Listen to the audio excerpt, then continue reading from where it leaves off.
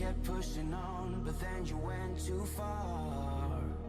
When your ship has sailed and all your dreams are lost, everything is wrong, you feel like it's your fault. Just remember, I will be there for you, baby. Remember, there's nothing out there to get you, don't forget it. When life throws lemons, just call on me. Just call on me. Just call on me. Just call on me.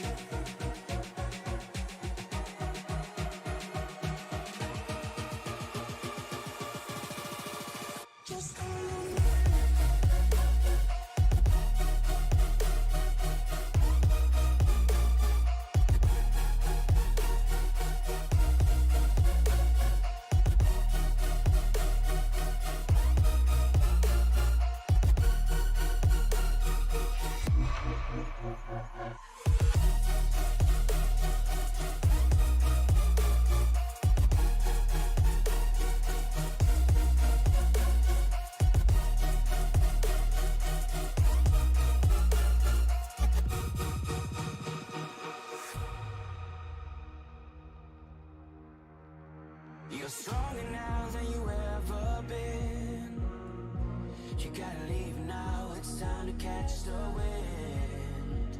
You will climb up high and look through the clouds, and when you're feeling low, I know you'll bounce back. Oh, and just remember, I will be there for you, baby. Remember, there's nothing out there to get you, don't forget it. When life throws lemons, just call on me. Just call on me. Just call on me. Just call on me.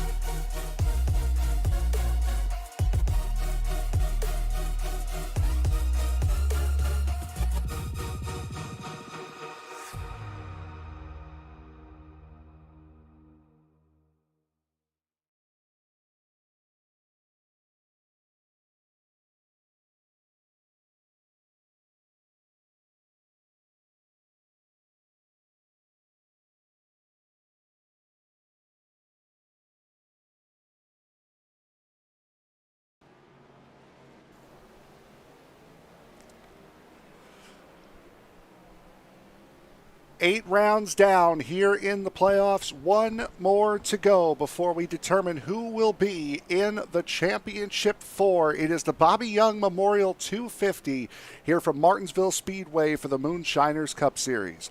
Good evening, everybody. My name is Frank Marchese. Thank you very much for making us a part of your evening. Alongside me, my broadcast partner, David Modespa.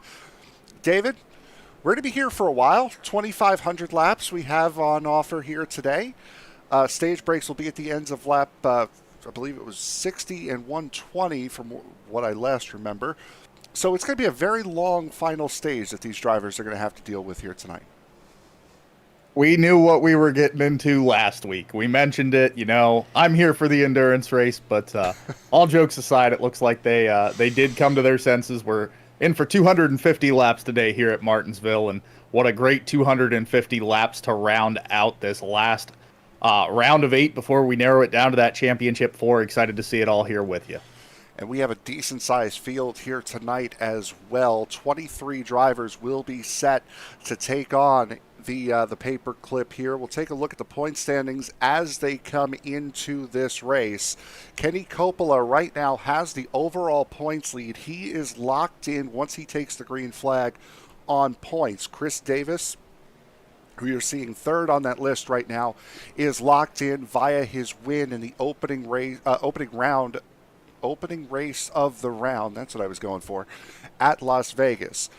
As far as the rest of the points situation goes, Shane Davis on 22 points, more or less, can lock his way into the playoffs after, I believe it'll be stage 2.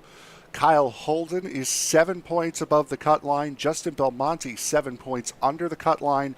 Wayne Bowen is 13 points under the cut line. Randy Mullins with stage points can technically still point his way in. 28 points under the cut line. Barry Sanders, however, is in a must-win situation here tonight. So we have 4 to maybe 5 drivers, an outside chance of 5 drivers, that can point their way in to the final 2 spots at the Championship 4. Plenty of drivers fighting for those last couple of spots, but really in reality, as we mentioned, for the most part, it might really come down to that last spot in the final 4. So excited to see what these drivers can provide for us tonight. Yep, absolutely. As we are getting set to go here, just about a minute or so left here in practice. And if we've seen anything over the course of this last week or so, it is that this racetrack is a very, very difficult one. We saw how much trouble the SNN guys got into on Sunday night here. Just about a 4-hour race for the full 500 laps, but they had so many drivers get DQ'd for hitting the incident limit that is going to be an issue here tonight that these drivers will face that they don't normally have to deal with on other weeks. Certainly a track where you can get into a lot of trouble, especially very early on in this race. So something to keep an eye on, and of course, something we will be keeping an eye on, trying to see these drivers race as clean as they can, especially those playoff drivers, trying to keep their hopes alive for Phoenix next week. Yep, absolutely, and Phoenix will be a great one next week. Of course, the official series is there now, as this series follows the true-to-life NASCAR schedule. Is a big block of cloud cover has just covered over this racetrack. As we are now finishing up the practice session, getting set to go into qualifying. And this is one of those tracks where qualifying is always important, but this place here, it is uniquely important. Qualifying in that track position, as you mentioned, being very important here at Martinsville. Obviously, not only are we racing at a short track, but a very narrow short track at that, and passing just extremely difficult here at Martinsville as we watch the 4 take to the track. We'll see what kind of time King can lay down here and see if it's enough to get him that good track position we're talking about. King, Holden, Levrin, Spear, Sanders, and Middlemiss are on the track right now. There is Kyle Holden, one of the drivers on the inside looking out here this evening. Again, coming into tonight in 3rd place in points overall. Holden did not have a good week last week at Homestead-Miami Speedway. Came home finishing in the 21st position after getting caught up in a couple of accidents, and that is not going to help his cause coming into tonight. Certainly not a great way to try to start out here, but as he didn't cross the line, I'm not sure that will count against him right away, but does certainly shorten his attempt at setting a good qualifying time here. That was his first lap, so he had already taken the green. He had not taken the white flag yet, as there is Barry Sanders in the number 88. Again, he's the only driver that's in a genuine must-win situation here. Kenny Coppola, who will point his way in with the start of this race. He is 50 points ahead of the cut line, as Coppola right now will start from the best position you can, P1, as we see Stephen Gibson working on his second lap right now, coming through 3 and 4.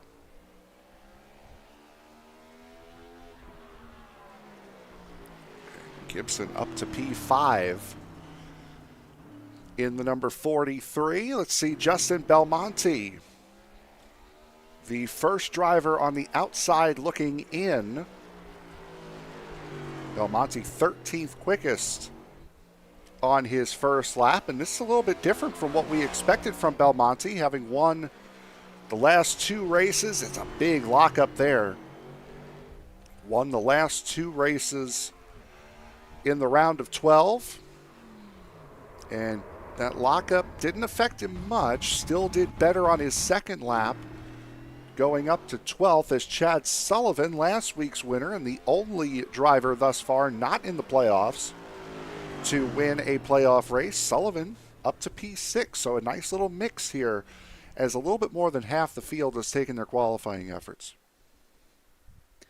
And as we see the leaderboard right now, that 83 machine of Wortman able to take the pole away from that 77 of Coppola. So another one of those non-playoff drivers we've talked about quite a bit throughout this last couple of playoff races.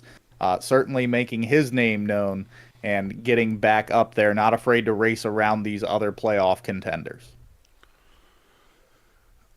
Derek Jacobs, Aaron Matthews, John Binder, Darren Mills, Paul Gallimore, Warren Young, Nicholas Atwood, and Shane Davis are the only drivers that have yet to attempt a qualifying time. But as laps do get done pretty quick around here, pole time being in 19.3, still plenty of time, even with more than half of this session to go, for those guys to set these qualifying laps.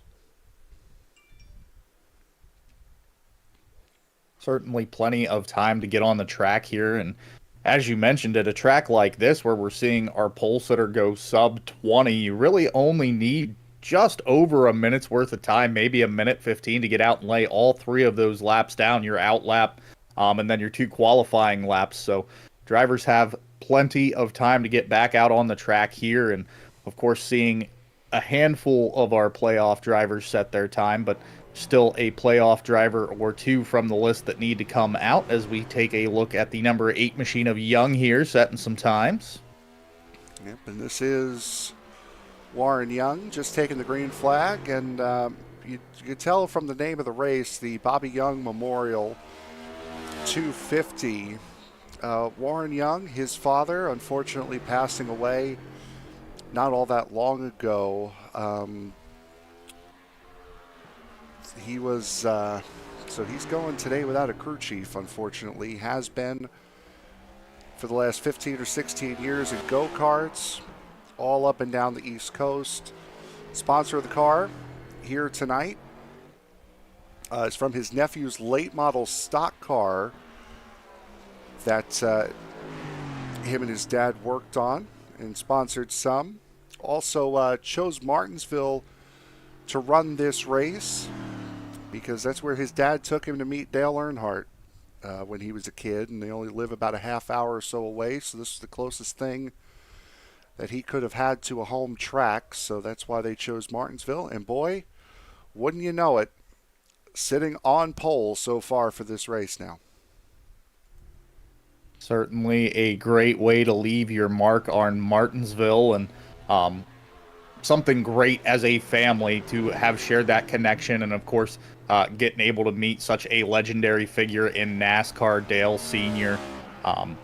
Great way to be introduced to the sport, and then of course honoring your father here at Martinsville, a very great and historical track to do it. Yep, absolutely. As we see Paul Gallimore complete his second lap, he'll go 17th quickest. And for me, I mean, I'm very lucky in the fact that I haven't lost too many people. I mean, I'm 30 years old. I still have all but one of my grandparents, no aunts, uncles, anything gone, which just means that they're all going to go at once when they do finally go. But I can't imagine the pain that Warren has felt, and especially coming here to Martinsville, their home track where he's got such a prominent memory as a kid. That's got to be, it's got to be hard to run this race. But you know, sitting with the best seat in the house so far, sitting on pole, that's not a bad way to kind of to overcome those feelings. Certainly some bittersweet moments to be had tonight, I'm sure. But right now, that machine sitting atop of the pylon really feels like something special to me tonight. And I think it would be an absolutely wonderful story. We mentioned how important track position is at the start of this race. If he can hold on to that track position all night long, then we might have yet another non-playoff driver leaving his mark on this last round of 8 before we head to the championship round at Phoenix. It would be something, wouldn't it, as we get down to about 2.25 minutes left here in this practice session, or in the qualifying session, I should say.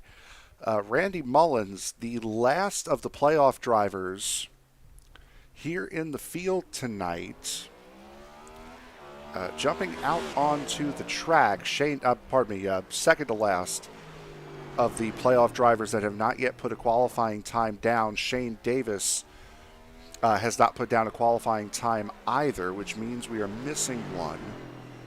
And for the life of me, I can't seem to figure out who it is. I know there's only 8 of them here, but when you're looking through and trying to talk at the same time, it does become quite difficult.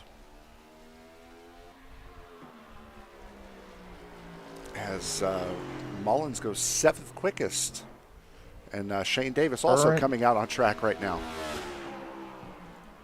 The only driver I'm not seeing currently Wayne Bowen that we haven't mentioned was Wayne Bowen. Is the one name that I'm not picking up. Just doing the same thing, trying to reference the standings here, taking a look across at our leaderboard. But Mullins able to lay a pretty quick time at a 19.52. So see what Davis can do here on his next lap. Of course, laying a 19.72 this first time by. See if he can make a big improvement, jump his way up into the top 10 there. And Shane Davis only improves one position. He'll go 14th.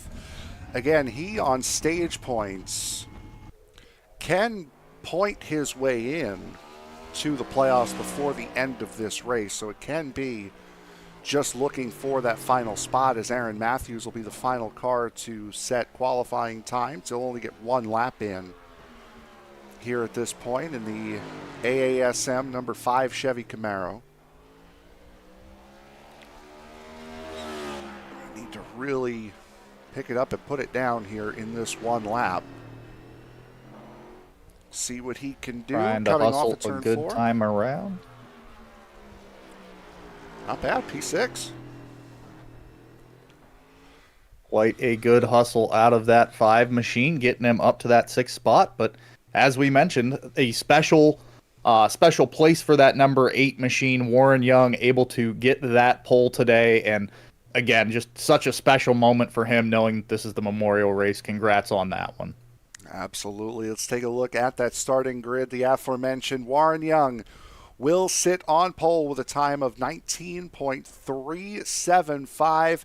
Beat Tim Wortman out by 5/1000ths of a second. That will be your front row. Kenny Coppola and Chris Spear will make up row number 2. Kyle Holden and Aaron Matthews will sit in row 3. Row 4 goes to Jeffrey Taylor and Randy Mullins.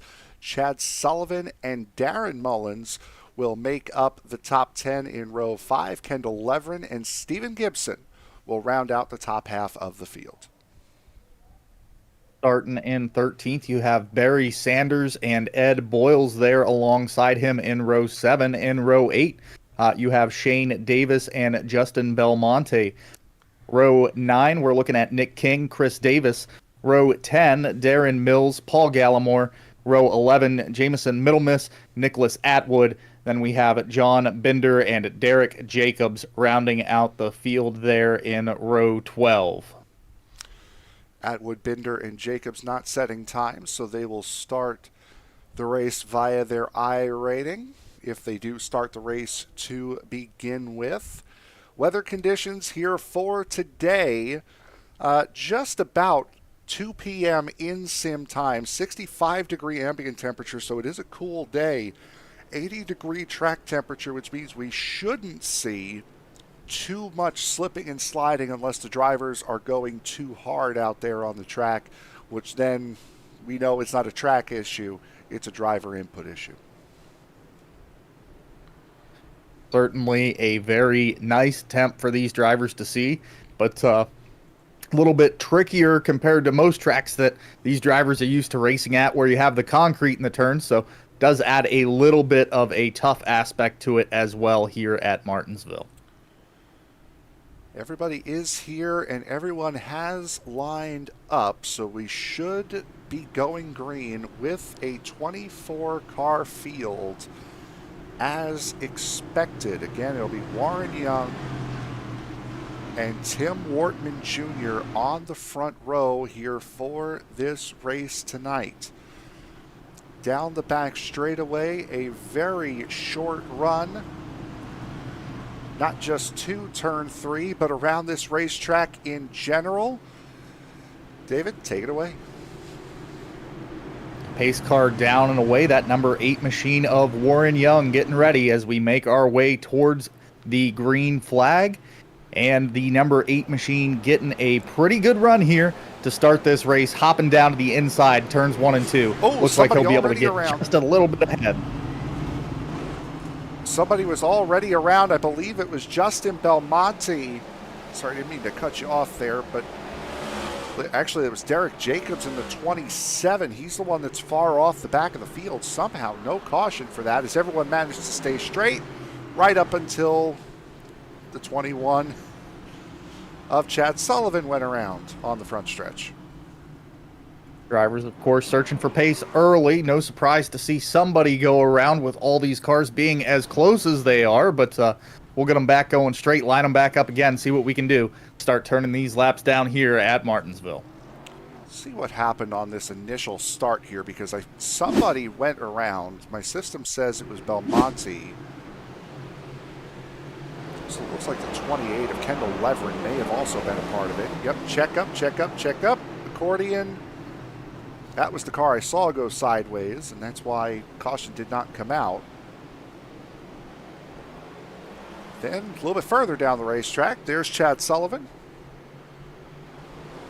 Battling the Mullinses. 64 comes off the wall, gets loose. Around goes car 21. The dreaded brake check on the restart of turn 1, and then, of course, a little bit of a bounce off the wall from the 64, getting the 21 loose and around there. So we'll get them all lined back up. Warren Young will remain our control car as he was able to get back to the line first and lead that first lap there. So we'll see how it shakes out and get things back going here very shortly, as the pace laps are going to be pretty darn quick here at Martinsville, as we mentioned. Pretty short track getting their way back around here. Absolutely. It's not the 2-minute ordeal that a Talladega or a Daytona is. It's quite pacey. As Young catching a little bit of the wall there, coming out of turn 4. And why not? May as well get used to it. Searching around, finding your line while we're under pace laps. Well, it's not even that. You may find yourself out there eventually. You may as well see what it's like. Mean that for every single driver out here tonight. Martinsville, not one of those places you go for safety rating typically. If you want a heart attack, a track, as I mentioned. Good. That dreaded turn 1 brake check. You know, everybody says, "Oh, it's better to start the race from the pits," especially in those official sessions. You get down into turn 1, it's just going to be a pile up. That works when there's no cautions. It works really well when there's no cautions. But when there is, it doesn't really matter. As we go double file here, Kenny Coppola to the outside. Looking for green. So it'll be Young and Coppola, Wortman, Holden. Your top 4. As we get set, coming through turns 3 and 4, out onto the main straightaway. Green flag is back in the air. A little bit of a slow start from the outside lane, but a clean one at that, as we're back racing. Front of this group doing a great job keeping those cars off of each other, as we see most of them running too wide through turns 1 and 2 as they dive down into 3 and 4 here, getting a little bit more straightened out. And the preferred line, of course, as we've seen so far this week, is that inside line here at Martinsville. See a couple of cars in the back there searching around a little bit high, trying to get things sorted out back there. Still 2 by 2, but drivers doing a great job so far keeping these cars in line and getting their way down to that inside line early. We saw NASCAR really made as the caution's going to come out again here, and this is something we're going to see a lot here tonight, as it appears as though Chad Sullivan might have gone around again. There he is in pit road. May have had something to do once again with the 28 of Kendall Leveren, possibly. Take a look and see what happened here. This would have been coming through turns 1 and 2, I would guess.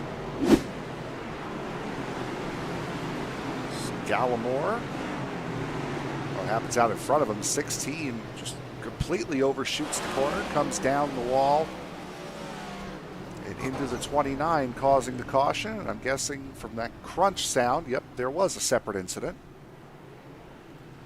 Looks like just coming out of 2. I couldn't catch who he was involved with, but the 21 machine and somebody here. There's the initial getting incident. a little. There it 28. is. 28 and the 16 getting a little bit together, and then of course 28 sliding down to the inside and catching Sullivan just in the wrong place at the wrong time so far early in this race. Derek Jacobs, Kendall Leveren, Justin Belmonte, Chris Davis, Chad Sullivan all coming down pit road. And again, doesn't really matter all that much for Chris Davis. He's already locked into the next round. He's already locked into the championship 4. So this is not all that immediate for him. And also, by the way, Kenny Coppola, now with the race start, is locked into the championship 4 as well. Came in 50 points clear today. So he will be racing for a championship at Phoenix next week. Half of our championship 4 essentially already sorted out, so we'll be keeping an eye on those other drivers tonight, trying to see who can point their way in. Then, of course, the story that we really have to focus on is kind of keeping an eye on Sanders, seeing if he's lurking around, starting to make his way up towards the front, as he is in a must-win situation right now. And certainly, I'm sure he and his team have a strategy in mind. Currently running in 12th right now is the 88. There he is on the outside of row number 6. He's got Chris Spear to his outside. Warren Young will once again lead the field down here on the restart. Green flag is in the air into the restart zone. Another good restart. This one doesn't get as jumbled up as the initial start did. But also, Kenny Coppola does not get as bad a restart this time as he did on the last one. Side by side, not quite clear. Now he's got him. Much better line that time, or much better restart for the outside line that time. The 77 machine able to battle that 8 machine from the outside line for a little bit. Does eventually slot in behind him here as we see that 59 machine getting loose, heading into the outside wall here. Turns 1 and 2. That is Kyle Holden, one of our playoff contenders. So certainly good to see that he didn't take a whole lot of damage here, but it did cost him almost the entire field worth of positions here.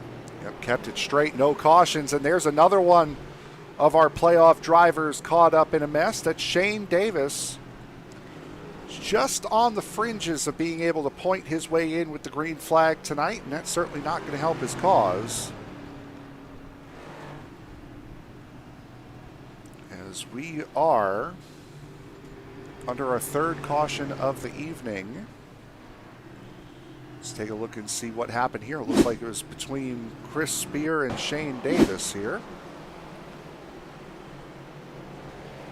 It's the 79 of Davis got loose out of 4, and then just everyone checked up behind him. Not a whole lot of room to maneuver once a car starts getting sideways, and especially when they get sideways, taking up even more of the track and the options for these drivers. So, unfortunately, just not enough time for some of those drivers to slow down or find a path to avoid him. Group of cars coming in led by Chris Davis, Nicholas Atwood, John Binder, Derek Jacobs, Shane Davis, Chris Spear, all coming in. We saw before Chad Sullivan on that restart came out of pit road and was ahead of the leaders. He's going to come around and get a lap back, I believe, waiting for Sanders to move out of the way. There he goes. So he'll get a lap back. Kendall Leverin was coming out of pit road as the field was coming through turn 2. He has put it on the hauler. He is done after 11 circulations, or just under 5 miles of racing here at Martinsville.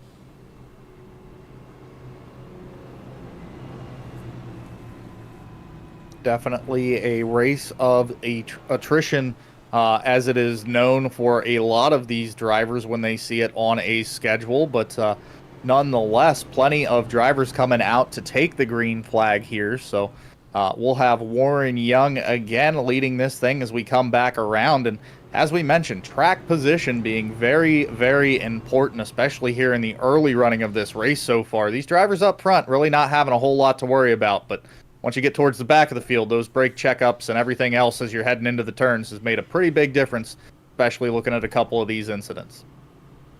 I believe that was Darrell Waltrip's term, coopetition. You have to cooperate with your competition, at least here in the early stages of this race. And there's been a lot of competition here in the first 20 laps, but not a lot of cooperation, at least, to start off with.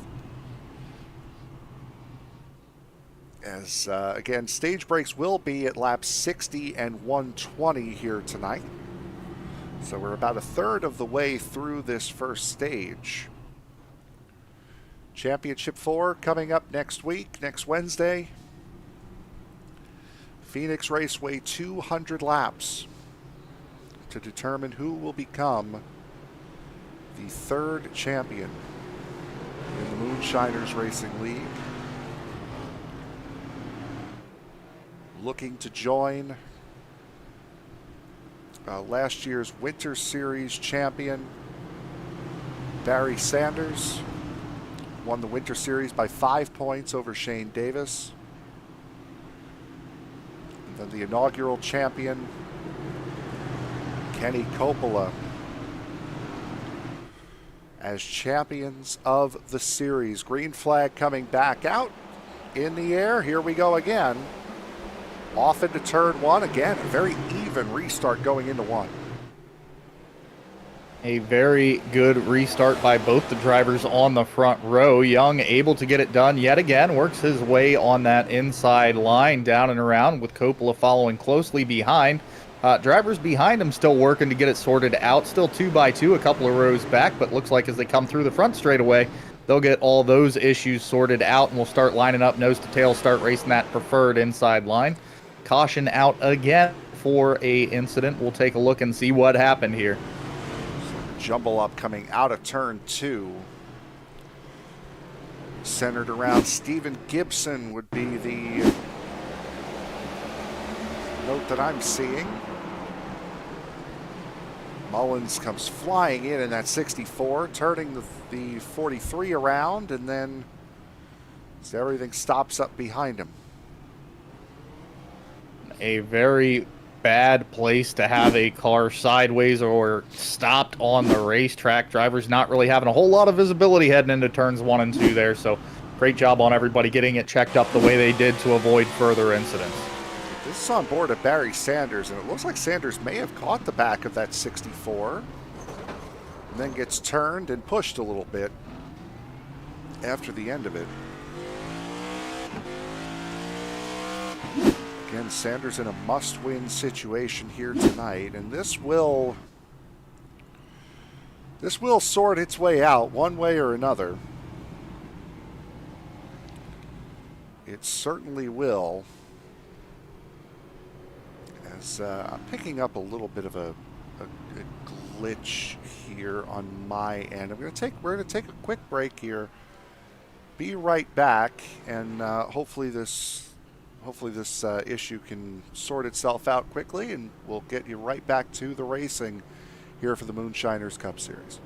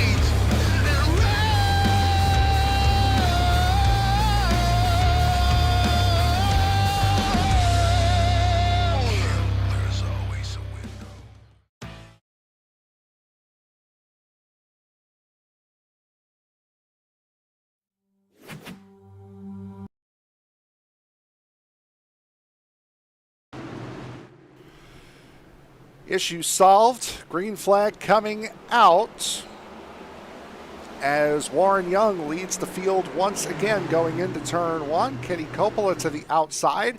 Can't quite make that move to get him out in front. Jeffrey Taylor finding his way up into the second position with Randy Mullins, who's on the outside looking in as far as the Championship 4 is concerned.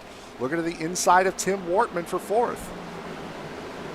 Mullins searching around, trying to find those critical points here early on. Of course, Sanders making his way up a couple of spots, now seeing him in the 8th place position, so he searched his way up through the field a couple of spots. Coppola able to get by Young here, take over the lead as he gets that lap led. The 8 machine will be running him down, trying to get back to the point here, get out in that nice clean air.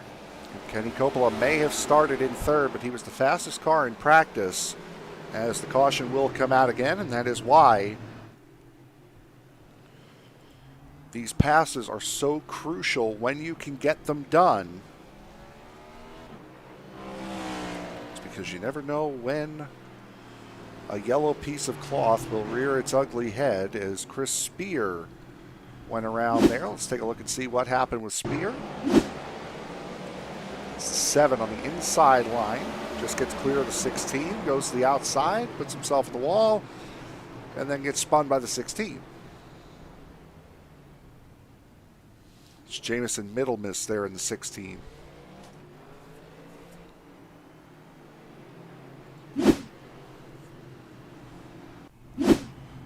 So under caution for the 5th time here tonight,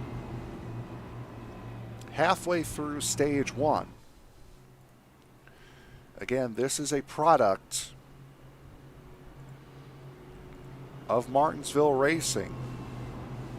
Earlier this spring,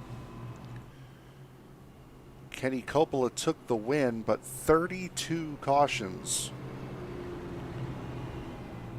flew over the racetrack, a field of 33 that night. So we've shortened the field out a little bit, but we've raised the stakes for some of those in the field. So I would say we're on pace for what we saw in the spring. Certainly on pace for a couple more, but we'll see how we can get these sorted out. Seems like these drivers are starting to get some things figured out, and of course, once you get lined up nose to tail and really start turning some laps down, I think these drivers will start getting it figured out. So I think here in a little bit we'll see a couple of green flag runs, and maybe towards the start of stage 2 we'll get that long green flag run in before we start having some more issues. Like I said, there are a couple of ways that this will sort itself out. Found out during the break, no incident limit here for this group of guys, so that's not one way that this will sort itself out. One way it will sort itself out, though, are drivers that are getting into more than their fair share of incidents will effectively damage their car beyond repair and be no longer able to continue, which is another way to start getting these long green flag runs. As less drivers start working their way around the racetrack, less chances to run over somebody.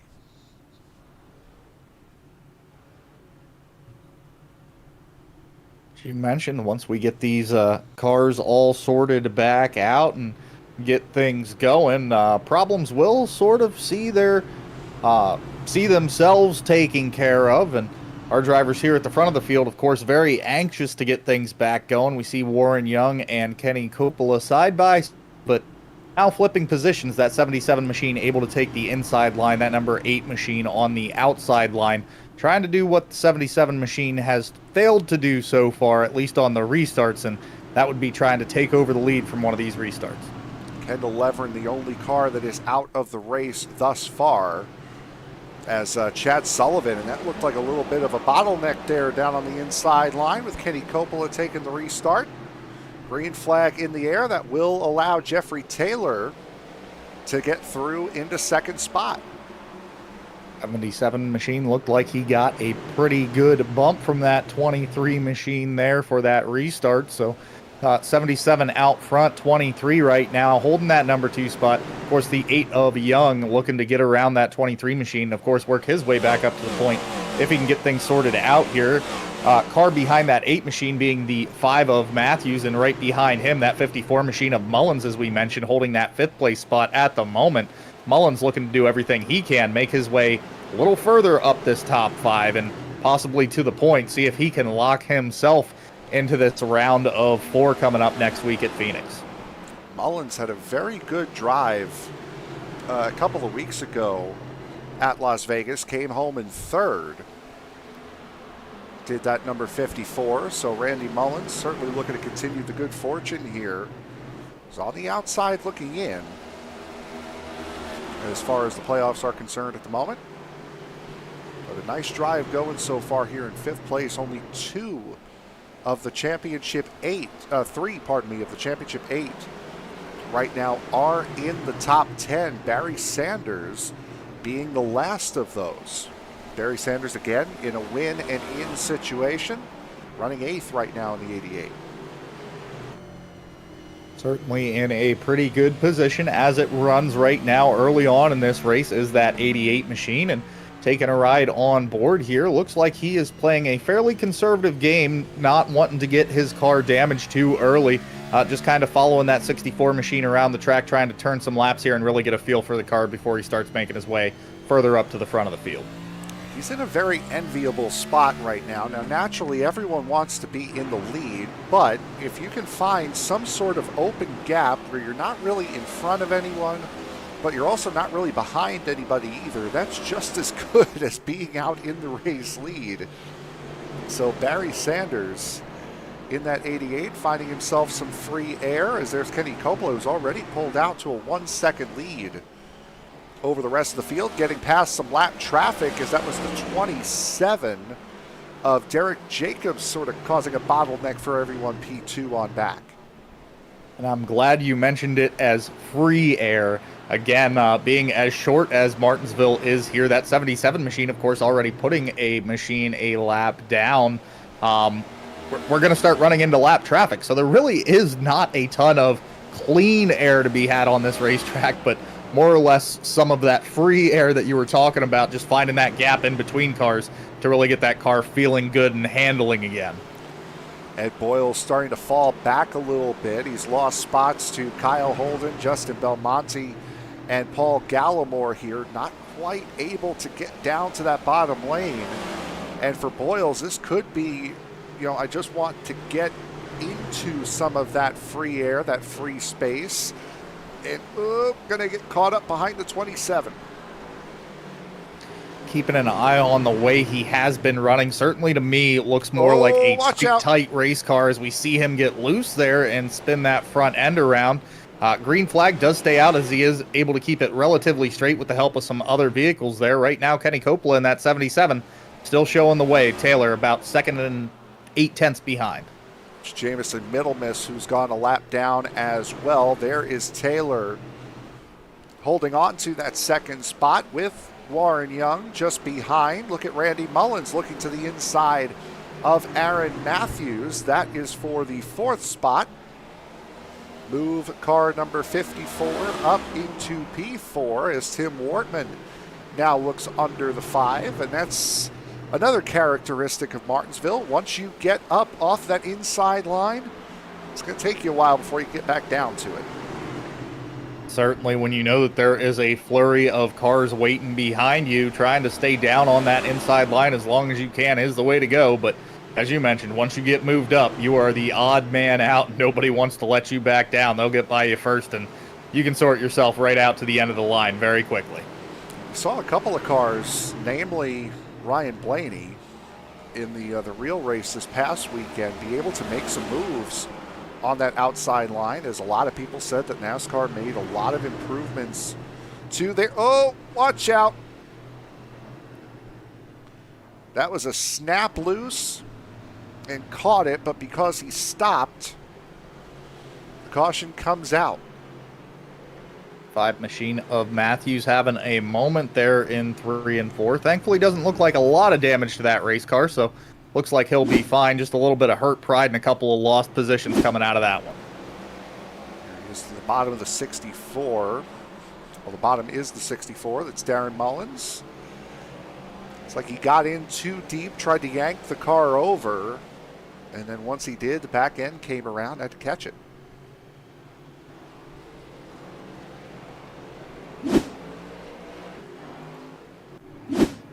Barry Sanders is coming down pit road, surrendering the 7th spot.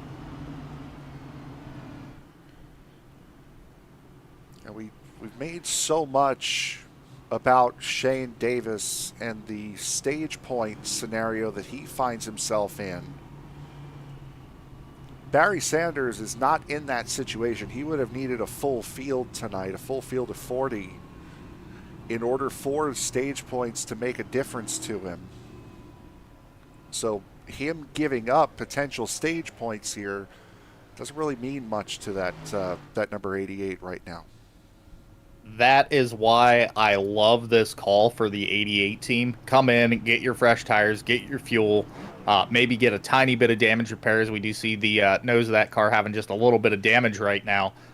But at the end of the stage, if anybody else, especially further up the field from those leaders, wants to come in and get those fresh tires on, I already made a pit. I'm good to go for quite a while here, especially at Martinsville. So this gives him the opportunity and sets him up for further on down the road, especially a lot later in this race, to start making those positions up, getting his way back up to the front. I really think he's starting to plan this race backwards and make sure he's at the front at the end of this thing.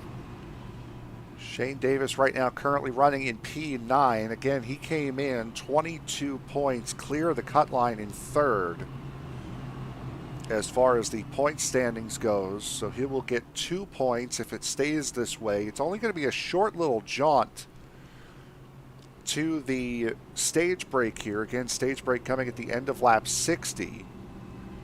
And Shane Davis, to his fortune, will be starting on the inside line, so he might be able to pick up a spot, get an extra point. Meanwhile, Justin Belmonte, he'll be starting on the bottom line as well. He's on the outside of the points looking in.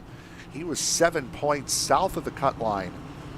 The guy who is ahead of him, 7 points ahead, is the driver who's currently directly in front of him right now, the 59 of Holden. So this is going to be a very crucial restart for both the 59 and the 6.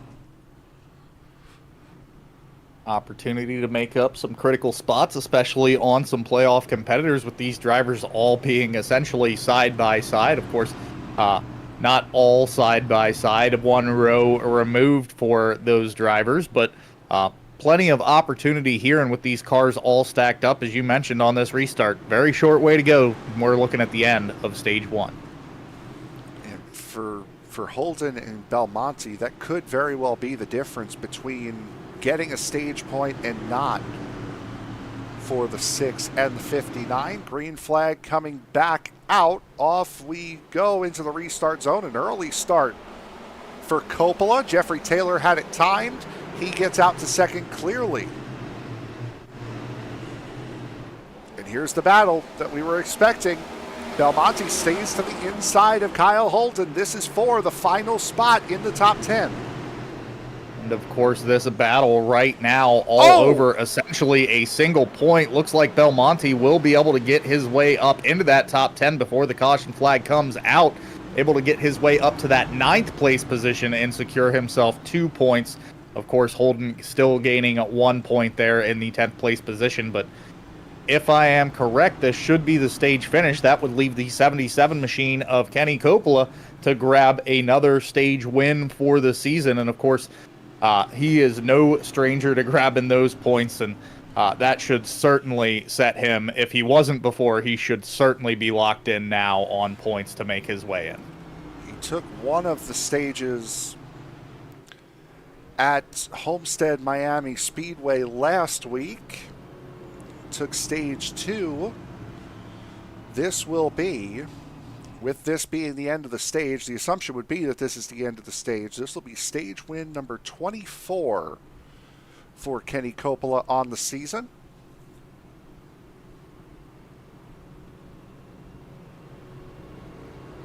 as Coppola has just started lap 60, so may as well pull the streamers now. Kenny Coppola, your stage 1 winner. Again, stage win number 24 for car number 77. No one else comes even remotely close.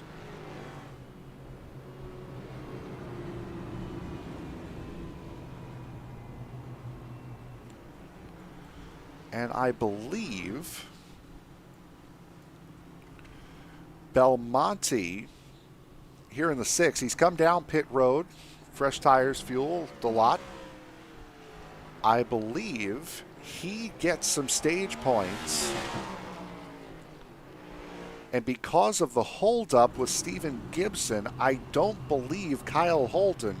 I didn't see where the timing and scoring stopped before they came in.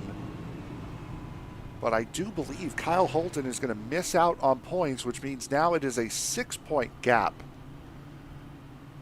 between Holden and Belmonte for the final spot in the Championship 4. Or actually, you said he finished 9th, so it would be a 5-point gap. Belmonte was, I believe, and it all comes down to the moment of caution. I was trying to look at it as close as I could, trying to judge where they were when that caution flag flew. I believe Belmonte was in 9th, and it would have been very close. Holden had fallen back to 11th, was about to overtake that 10th place spot. So, as you mentioned, potentially a 2-point swing, but either way, gaining a little bit of an advantage on that spot that he needed. So, we'll have to keep a close eye on this all night long. Of course, that's going to be a very tight battle potentially for that last spot and maybe only spot for these drivers to take advantage of to point their way in to the championship round of 4. And I believe if Shane Davis gets a couple more stage points, he did get a decent haul there. I believe, what did he come in, 7th? 6th, 7th? He was up at least a spot or two above Belmonte, so he definitely had somewhere around that 7th place spot, if not 6th place spot. So, of course, drivers getting them stacked back up here, getting ready to go. That 77 machine will be our control car, 23 on the outside. 77's had some great restarts so far. We'll see if he can do it again. Point being there was if Davis can do that again, he'll point his way in after stage 2 as Kenny Coppola gets another good restart. Clears out in front of Jeffrey Taylor. Back racing again here at Martinsville. Stage 2 underway.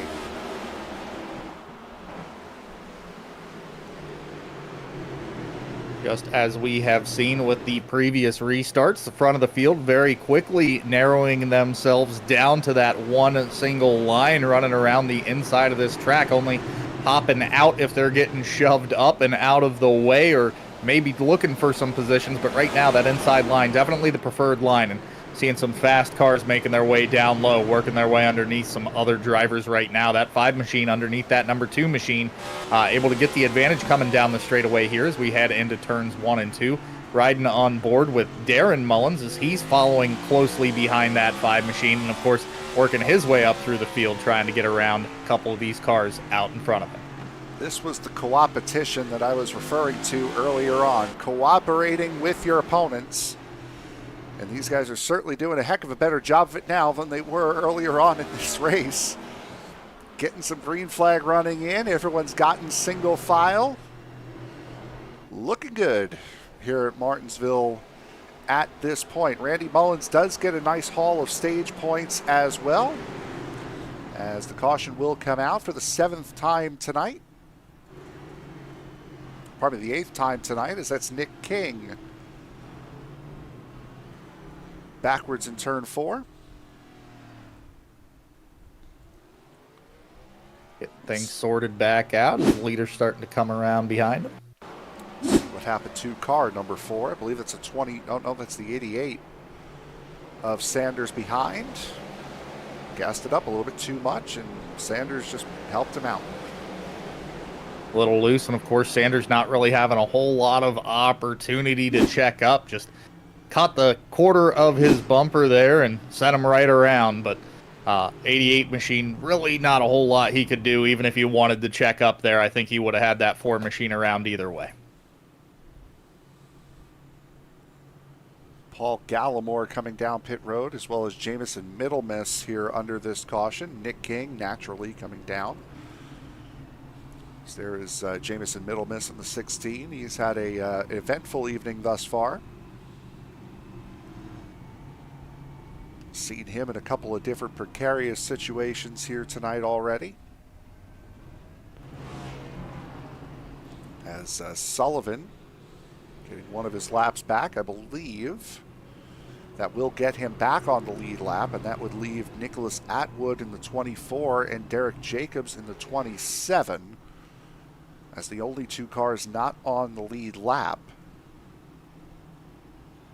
As 23 of the 24 cars that started this race still circulating around the racetrack. Drivers doing a pretty good job so far to ensure that they stay on the lead lap. Of course, haven't had a ton of opportunity for the leaders to make their way all the way around to the back of the field, but things do happen pretty quickly here once we start turning those green flag laps here again at Martinsville. So something we'll keep an eye on. That 77 machine has looked pretty darn quick today, and I'm sure he's just waiting to put a couple of those cars a lap down. Again, he was the fastest in practice. Was the 77, qualified 3rd. Mentioned Warren Young during qualifying, starting on pole here tonight. This race, the Bobby Young Memorial 250 for his late father who passed away a while ago.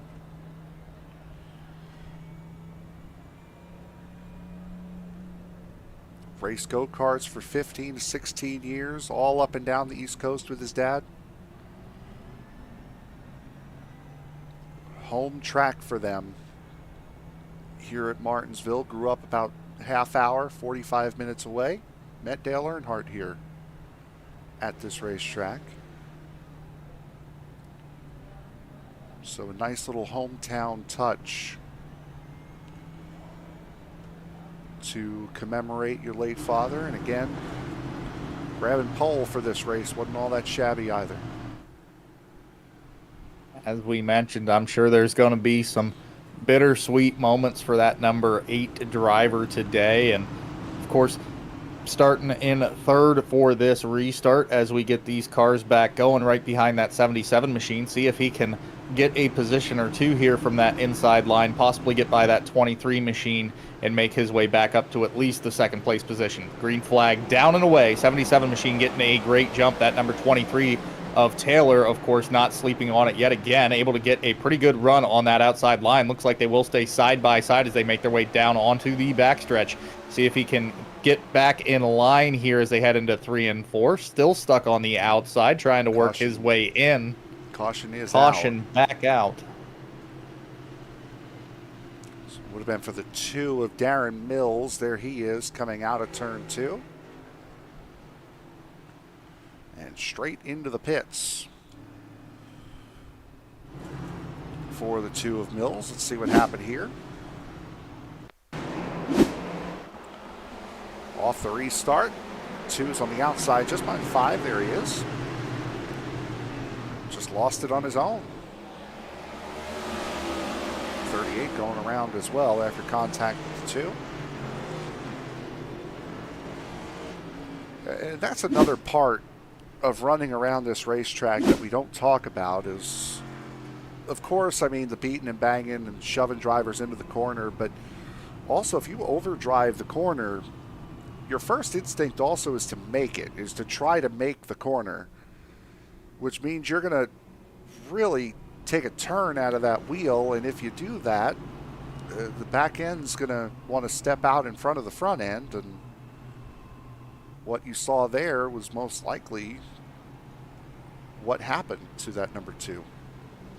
Trying to put some extra turn into that car, trying to make those adjustments, maybe still locked up on some brakes as you're trying to do it. Certainly doesn't help the way that these cars handle, and as you mentioned, just a recipe for sending that back end of the car out and around on you. So just keeping in mind how these drivers are trying to race, you're also transitioning at that point, at the start of the turn at least, from that asphalt to that concrete, so you're switching up that friction surface under those tires as well.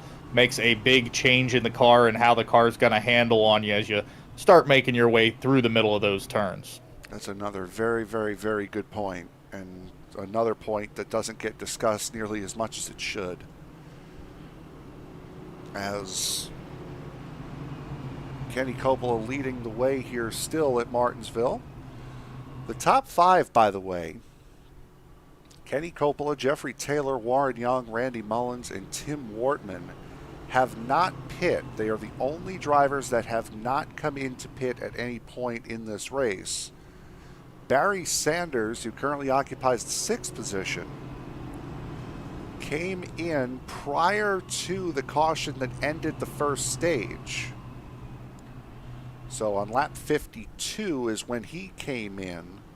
He is the highest up running of the drivers that have come down pit road, and I believe you had mentioned it when he came in, working backwards, wanting to find his way up front. Well, he's the first of the drivers that have come down pit road. Certainly searching around, and as these cars get stacked back up, we'll have to keep an eye on that story, see how it plays out. Pace car diving back onto pit road. 77 machine, Kenny Coppola has the trigger yet again. See what he can get done as they make their way towards the Geico restart zone here. 23 of Taylor, outside line, of course, very familiar place for him as well. 77 down to a great restart here. That 23 really having things figured out, able to get clear and down to that inside line in front of that 8 machine of Warren Young. 54 of Mullins currently on the outside, trying to find some magic, see if he can get things done. Doesn't look like he'll be able to quite get that position away from Young, so he'll slot himself in behind, and front 4 drivers working their way out, trying to get single filed back out. 8 of Young to the inside of Taylor, able to get something done, able to get by him here. Mullins, of course, looking to capitalize, trying to get to that inside as well of that 23 machine, see if he can make his way by. Of course, right now, still side-by-side racing for that 3rd place spot. Right to the inside, Jeffrey Taylor looking for 3rd place back, as Warren Young able to get back up into that 2nd spot. Randy Mullins, though, holding off Jeffrey Taylor, at least for the moment. So a big change here in the top 5 as 2nd falls back to 4th. However, Barry Sanders not able to get around Tim Wortman, so fresh tires still sit from 6th on back.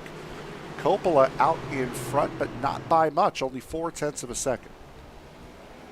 Coppola working about 0.4 of a second lead over the 8 machine of Warren Young right now, as we see that 23 machine getting caught on the outside lane yet again. That's the 83 of Wortman currently to his inside. Of course, Sanders probably looking to take advantage of this as well, as that would move him up into the top 5, seeing if he can get something done. Right now, these drivers searching for every little bit of position they can get while this green flag is still out. Yeah, we saw Taylor get loose coming off of, I believe it was turn number 4 a couple of laps ago. That allowed Wortman to get the run to get inside. But these cars, you wouldn't think it, especially around Martinsville, but these cars are hanging out pretty well on the outside. Not able to get passes done, but as far as being able to hold momentum, as Taylor really sent it there into turn 1. He'll lose another spot, this time to Barry Sanders. Now might lose to Chris Davis. They're hanging on the outside. Not able to move forward, but they're able to fight up there. For now, drivers able to at least maintain some speed on that outside line. Something we'll have to keep an eye on later.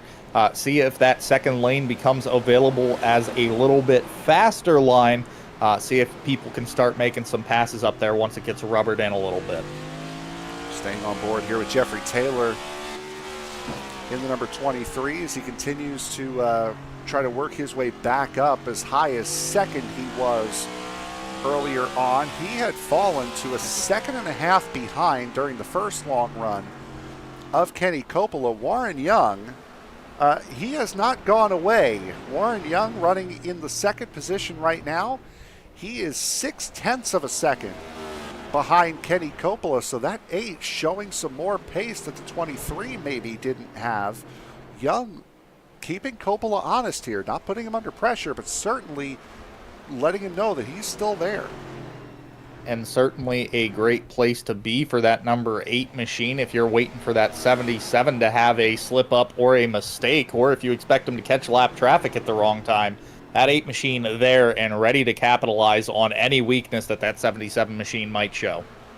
You see the last 5 laps virtually identical. This time Young a little bit quicker.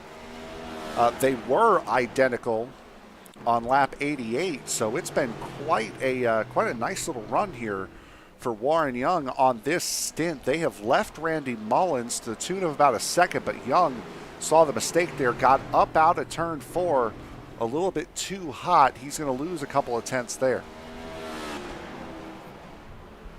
Drivers at the front of this thing, of course, trying to chase each other down. That 54 of Mullins about a second back of Young, who is about a second back of Coppola. So these drivers, of course, fighting for those positions. That 54 of Mullins, this position in third means quite a lot to him. It's a little kerfuffle back here. Shane Davis has fallen down to 17th. Try to see what happened. He was fighting with his brother Chris. 29 on the outside. Oh, just too much gas coming out of the corner. Able to keep it straight and didn't stop, which is why the caution didn't come out there. So Shane Davis falling out of the points for the stage. Certainly a big moment for Davis there coming out of the turn, but some great awareness to keep that green flag out and these cars racing around. And right now riding on board with that 88 machine of Sanders, who is currently dealing with the 23 machine of Taylor right behind him, giving him a little bit of pressure.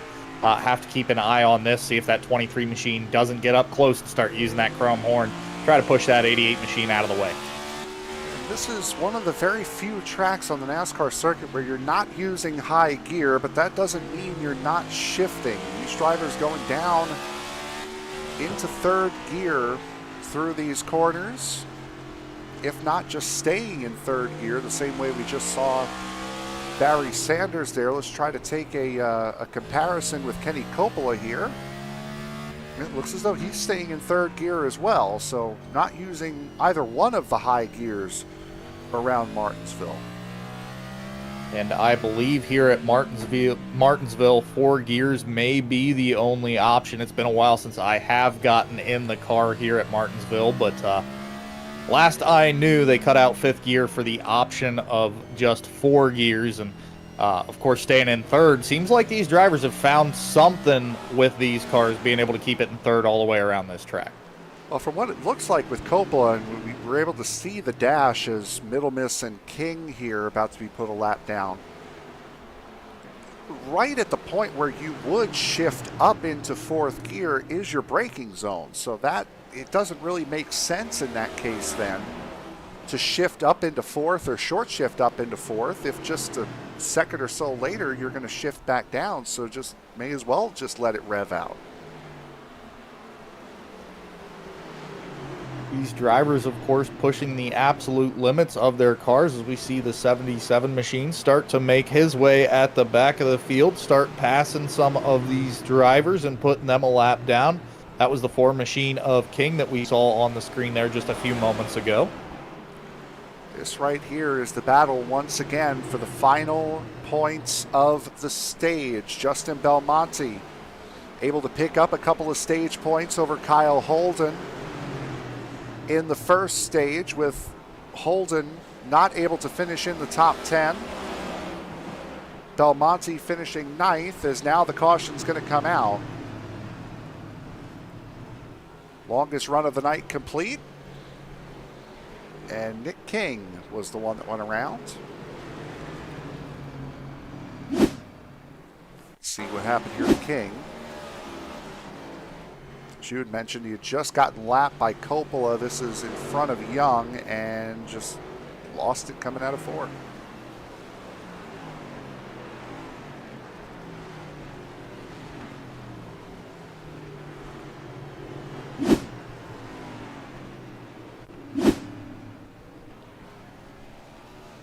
So that will be caution number 10, as Barry Sanders is going to come back down pit road here. Jeffrey Taylor is going to make his first stop. Kyle Holden, Stephen Gibson, Chad Sullivan, Paul Gallimore, Shane Davis, Ed Boyles all coming down.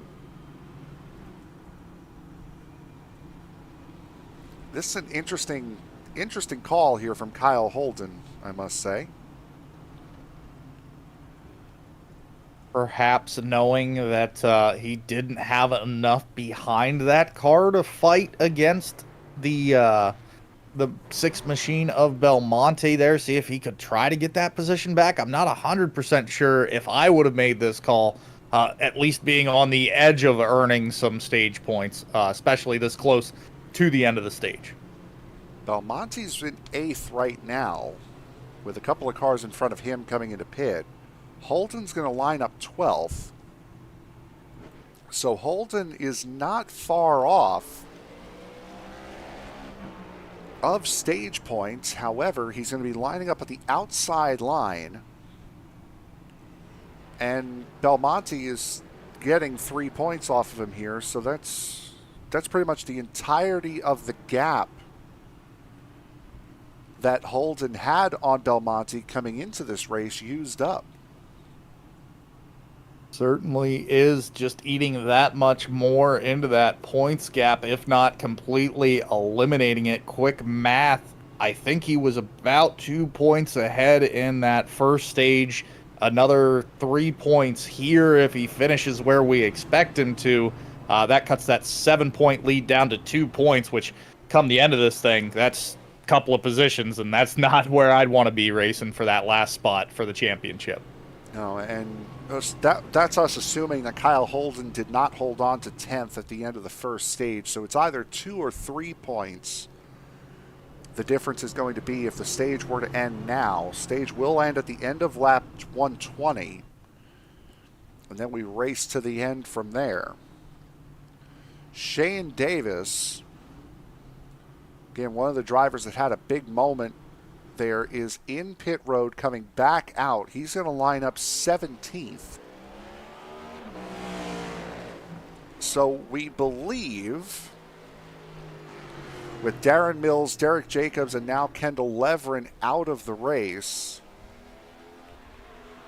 we believe that no matter what, Shane Davis will point his way in at the end of this stage, whether he gets points or not, as we're getting set to find out who will get those stage points at the end of about 12 laps. 77 machine on the inside, the number 8 of Warren Young on the outside. 77 gets an absolutely monster jump here on that restart. That leaves Young to battle with Mullins to his inside. Looks like Mullins is able to get something done, at least maintain the advantage of that inside lane. That leaves the 8 of Warren Young back to that third place position now, trying to fight back with that 54 machine, see if he can get that second place spot back. Oh, Chris Davis has gone around in a big log jam here at the back of the field. So that was Chris Davis had gone backwards. It's the 33 of John Binder. Stephen Gibson, who's been through the wars tonight.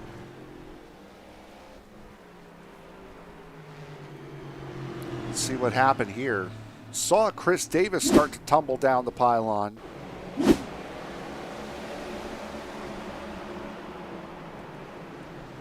Davis under the 5, runs into the back of the 64, gets up on the curb, and the flat bottom of this race car is what ends up throwing him around as he almost got high centered on that curb.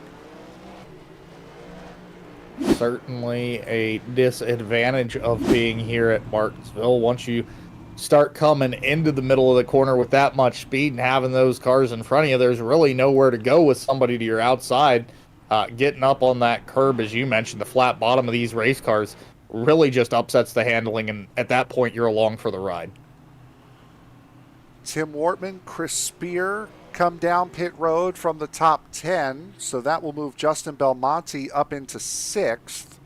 That will also move Kyle Holden into the points. That will move him up to 8th. So both of those guys will be starting line astern on the outside line here for this restart. And again, we're going to have another short run to the stage caution. Also moves Shane Davis into the points as he'll be in 10th.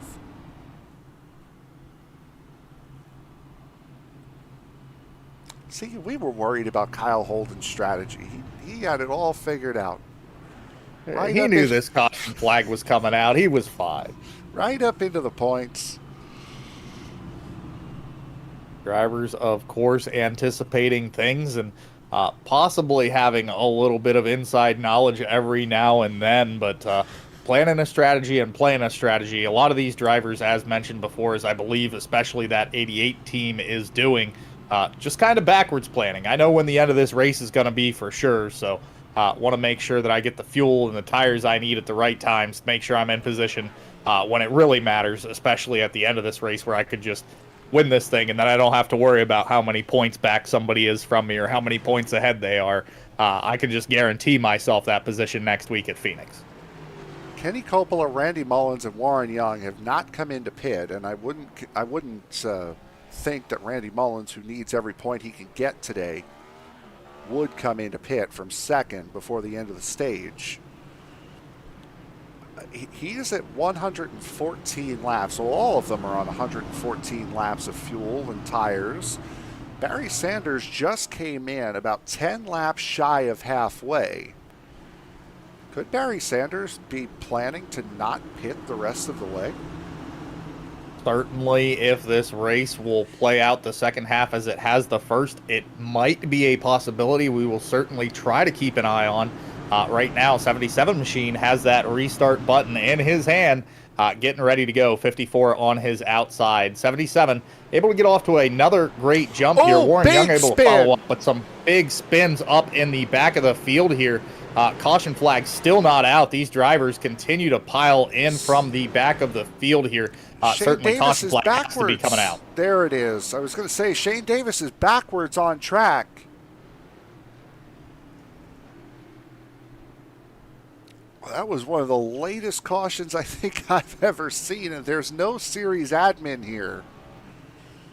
So that was all waiting on iRacing. But Jeffrey Taylor had a mare of a start. I don't know if he spun the tires or got hooked or what happened on that start, but that was broken from the word go. Some very loose handling out of that race car. Another notable moment here, Holden and Belmonte. Belmonte currently being up in the points. Holden made his way back to that 11th spot, so we'll check on that when we come back. My guess would be that's the stage break because Belmonte has come in. He pit from 6th. Kyle Holden was 11th. Here's the restart. Oh, the 23 hit the 5 on the restart, and that sent everyone going everywhere. Once one of these cars starts having an issue in the middle of that group, of course, as you see there, domino effect, it starts having a big effect on everybody behind you, trying to figure out where they're going to go. And, of course, hitting those brakes, locking them up doesn't help either with cars sliding around on such a narrow track. I mean, my guess would be that the 23 saw the 5 accelerate up a little bit to catch up to the line and misinterpreted that as, okay, he's going, so now I'm going to go, and that caused a big old stir. So Justin Belmonte finishing in 6th gets 5 points. Add that to the 2 that he had at the end of the first stage. And now assuming that Kyle Holden is going to finish 11th in both Stage 1 and Stage 2, these two are tied going into the final stage. Now it comes down to a matter of, at the end of this race, should no other playoff driver be far enough in front of them, I have to beat this guy. So right now, that's 6 machine of Belmonte really keeping an eye on his rear view, I'm sure, trying to figure out where Holden is. And then, of course, Holden, hey, I need anything I can, especially from teammates, crew chief, whoever he's got with him tonight. I need updates. Where's that 6 machine running? What's he trying to do to get away from me? It is either a 1-point gap if Holden did finish in 10th in the stage, which means Belmonte's going to have to finish 2 spots ahead of Holden in order to make it, or they're tied, which means where they are right now, 11th and 12th, will be enough for Belmonte to win it. As Mullins gets almost a car length restart on Steven Gibson on the outside line, as this field is all jumbled up after Coppola came into pit. It stops, of course, causing this big jumble up that we are seeing right now. That's the 64 machine of Darren Mullins out front, followed by the 38 machine of Boyles, 33 of Bender, and 43 of Gibson. These drivers, of course, been having their fair share of bad luck at the tail end of this field, now getting a chance to get out in that clean air, show what they can do trying to lead this thing. That's the 54 machine of Randy Mullins currently on the inside of the 43 machine of Gibson there, trying to take that spot over, get his way back up to the front. He's been running strong all night long, and now he says, I want to get to the front of this thing, lead this thing. Yeah, Randy Mullins has been a top 2, top 3 car all race. Same thing with Warren Young. There he is in the 8. He just came in under this caution as we're inching closer to halfway, just a couple laps away from it. They're both multiple positions ahead of Kenny Coppola right now, who's mired back in 8th, can't get around Tim Wortman. That 77 machine, of course, dealing with that traffic in front of him, a very unfamiliar feeling. For the most part, hasn't really had to deal with racing in traffic a whole lot once he got to the front. That was about it, and a majority of his experience now running at the front of the field, not having that dirty air. Big change on this car. Caution is out. A little bit further back, I believe this is the 4 once again. Yep, coming out of turn 4, as it was before. A lot of 4s here. Take a look at what happened with Nick King. By himself. 23. Oh, caught the curb and up and around he went.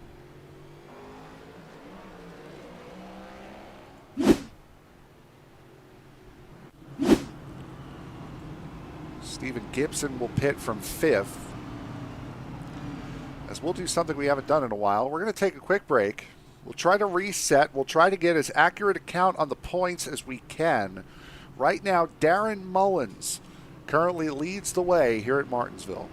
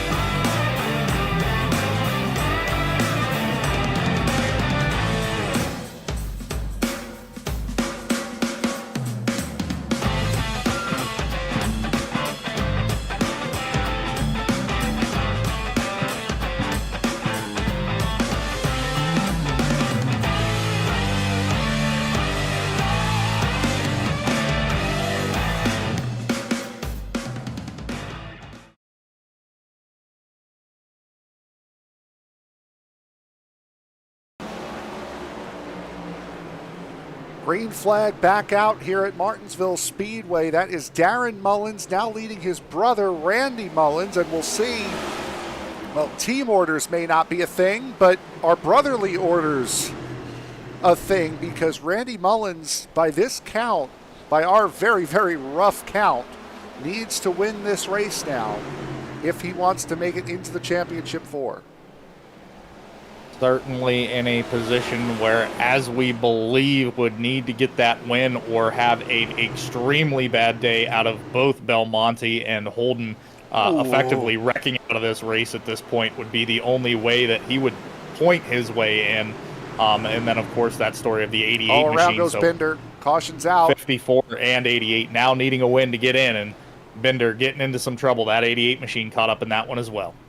That started about a half a lap ago with John Bender, as Bender just about spun it coming off of turn 4.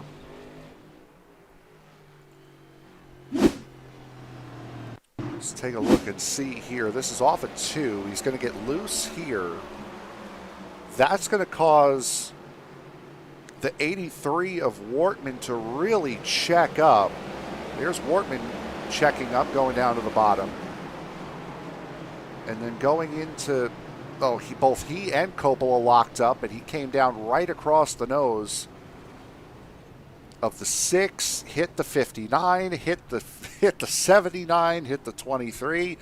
All of the playoff drivers that could not afford to get dinged up anymore, he got.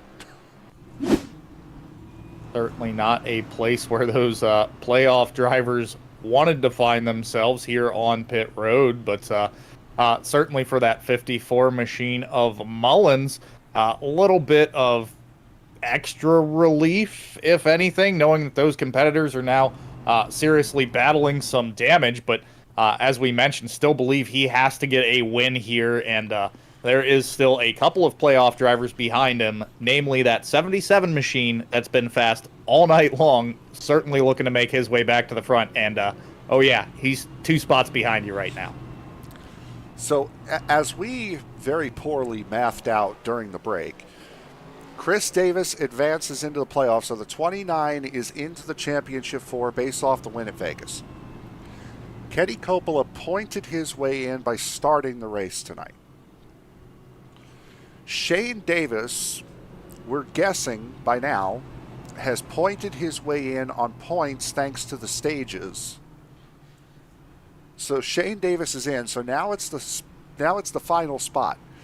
As they run right now, Justin Belmonte would take the 4th and final spot in the championship 4. Belmonte currently running in 6th. Kyle Holden, who just came down pit road, is running in 10th.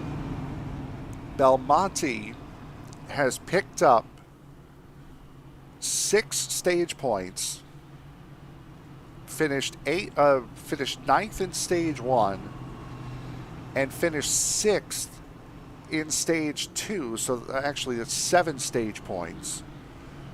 And we know Holden finished 11th in stage 2. We believe he finished either 10th or 11th in stage 1. But right now, with Belmonte running in 6th and Holden running in 10th, Belmonte is in, Holden is out. Very rough, very crude math. But again, none of that matters if Randy Mullins or Barry Sanders wins this race. That 54 machine starting on the front row here with his brother. Will his brother be nice enough to at least help him out, let him know when he's going? We'll have to keep an eye on how this restart goes. Right now, that 54 machine lagged just a little bit behind. 64 of Darren Mullins out to a great restart. Young able to get up underneath. Looks like the 77 of Coppola will squirrel his way down underneath. That 54 machine may be in trouble right here. Yep, got right to the bottom. Mullins fortunately finds a slot behind Warren Young to slide into to keep Kenny Coppola from getting through. As Darren Mullins currently leads this race, Tim Wortman looking for a spot on the 7, but had to really check up as the 38 of Ed Boyles was slow on corner entry. Spear into the fence. And bad news if you're a fan of Barry Sanders. He is 1 lap down right now in that number 88. But good news, he just got past the driver in front of him. That was the 43 of Gibson. So at least putting himself in the free pass position at the moment. But of course, these drivers doing everything they can right now to gain all these positions while these cars are stacked up relatively close from that restart. Mullins currently 0.2 of a second over Young. Randy Mullins, of course, a couple of tenths back from that 8 machine of Warren Young. The 77 of Coppola at the front of this thing, a couple of tenths back from them. Everybody relatively close, running nose to tail here at Martinsville. Little over halfway. Oh, around goes single car spin, Kyle Holden.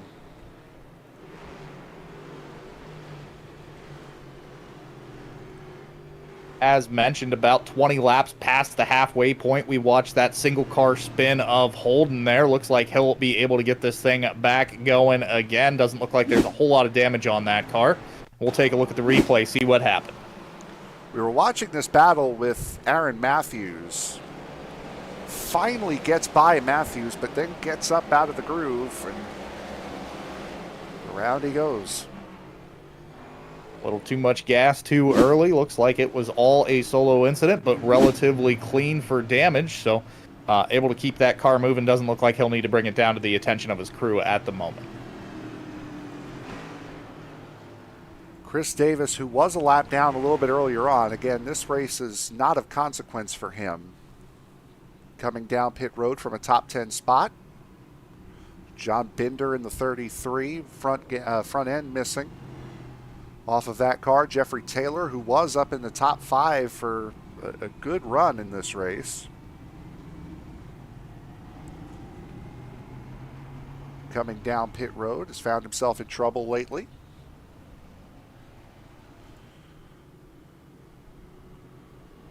And unfortunately for Randy Mullins, he got passed by Kenny Coppola just as the caution was coming out. So Mullins will not get the benefit of starting behind the 64. Instead, he will have to start on the outside of row 2. That outside line, at least on the last couple of restarts, really having some issues trying to figure out when this leader is going to go and being able to kind of hold their own on that outside line. So Mullins going to have to see what he can do, try to fight his way down to that inside line there and try to get in front of that 77 machine by passing him the hard way on that low line and hoping he makes a mistake so we can get underneath him. Now, since we have hit the century mark here in this race, everybody has been down pit road at least once, except for Darren Mullins. Last time he came down pit road was lap 59. He's not going to be able to run the rest of the way, certainly. The fuel tank will not allow it. However, it has been quite some time since that 64 has been down pit road.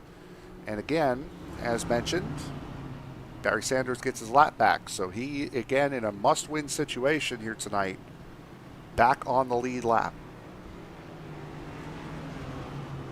Although things have certainly changed since we last spoke about it, I still love the way that the 88 machine has run his pit strategy so far to this point in the race, and we'll have to keep an eye, see if he can make some magic happen as these laps start to tick down. As we mentioned, past that halfway point, we're starting to count down here at Martinsville now, and we're on the backside of things. And just shy of 100 laps to go here at Martinsville. And the field now getting set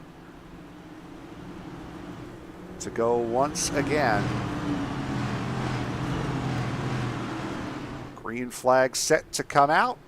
Completing caution number 15. Green flag is in the air.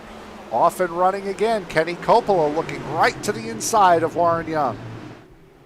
Kenny Coppola, of course, having some great restarts all night long when he had the advantage of the lead. Certainly make no mistake about it. Even though he wasn't in the lead, he had an absolutely wonderful restart, sticking to the bumper of that caution. number 64 machine. Caution out again. plenty of cars around here at the exit of turn 4. Yeah, that one started with Ed Boyles, but then it kind of just dissolved into a parking lot. So we'll see here what happened with Boyles. Well, this is off the restart. Watch the 38.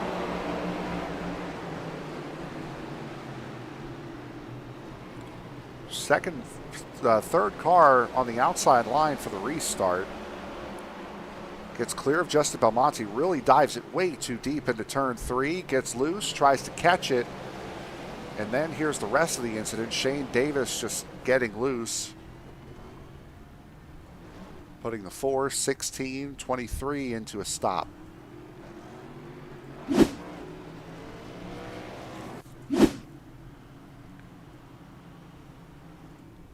So that will be caution number 16, and we are now halfway to the caution number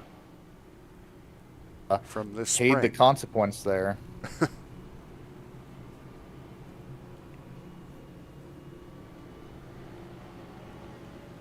Barry Sanders down pit road. He'll be 11th for this restart. Ed Boyles coming out of pit road, as is Jeffrey Taylor. There those two are coming out.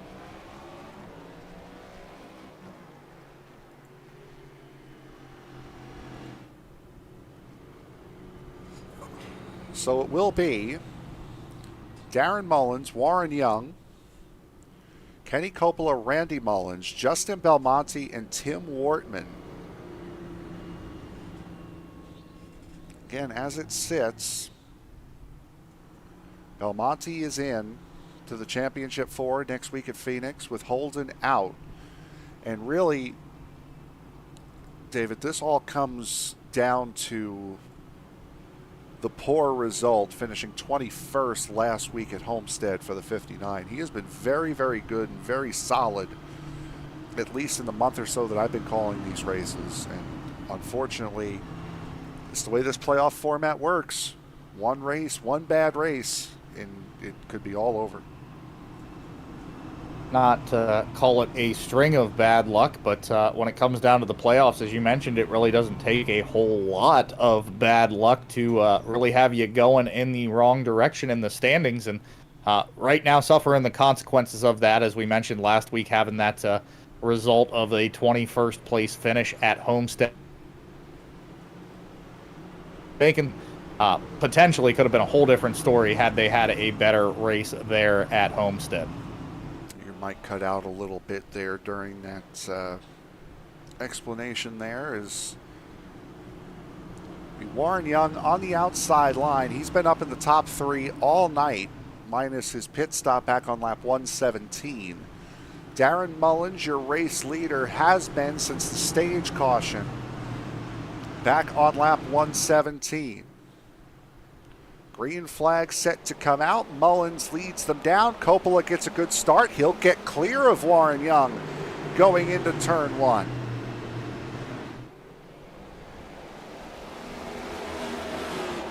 Wait, Darren Mullins is going to go straight to the pits. Well, that's interesting.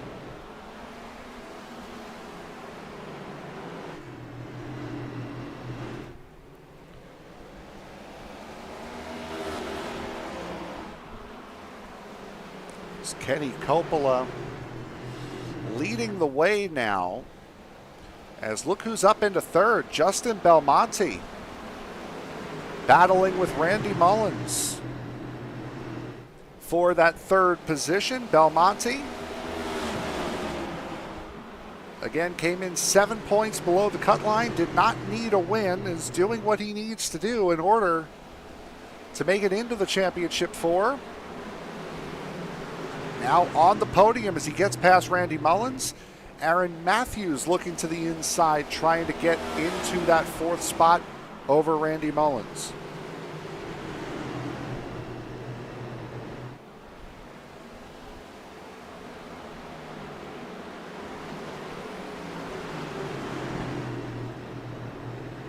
As Coppola right now currently leading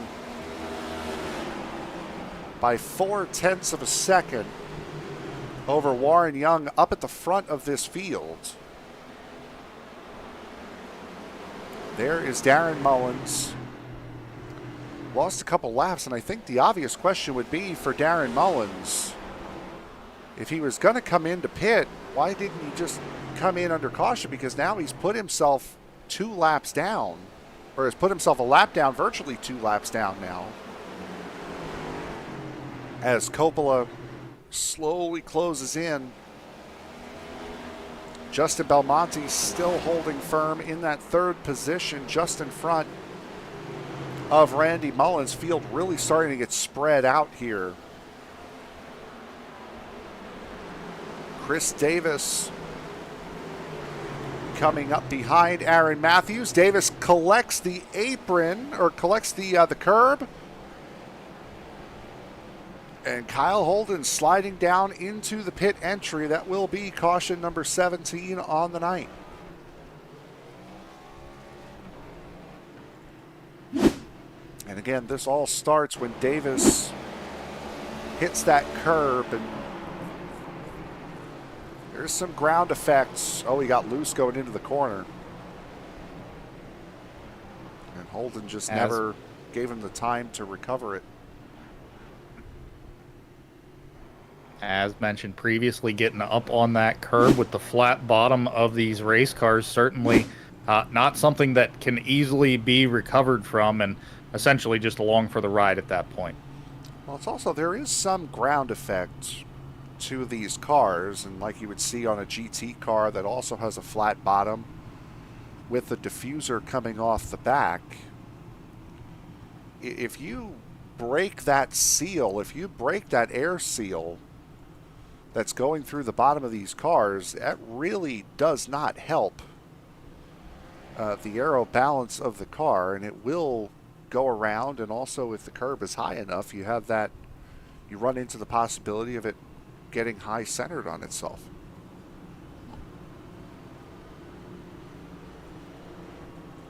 And effectively getting stuck. Certainly not a place you would want to find yourself here at Martinsville, especially stuck on the inside of that turn where cars are doing their best to make their way around at a pretty good pace, even though they are in the turns. And it's certainly just not where you'd want to get a car high-centered stuck on this track. Oh, absolutely not. And if you don't know what we mean by high-centered, basically you're in a spot where either one pair or no pair of the tires are touching the asphalt, and you basically have your car is sitting on basically a ridge. And usually if you do get a pair of wheels stuck when you're high centered, it's usually not the drive wheels, because that's just the way luck is. If you find yourself unfortunate enough to be high centered, what makes you think you'll be fortunate enough to high center yourself on the drive wheels? Turn yourself into a giant teeter-totter and pray for the best outcome. But as you mentioned, usually luck not so willing to give you that nice break and put you back down gently onto your drive wheel so you can pull away. But certainly does happen. And these cars here at Martinsville, I think for the most part, I think there's just enough room to get you to touch back down, get those wheels back on the ground, get you moving again. These cars do some weird things and find themselves in some weird spots every now and again. You'd need to be very, very precise and very, very accurate if you did want to stop and high center one of these cars around here. However, I would not be surprised if it has been done before. As Kenny Coppola and Warren Young, this has been a very familiar front pair to this field here tonight.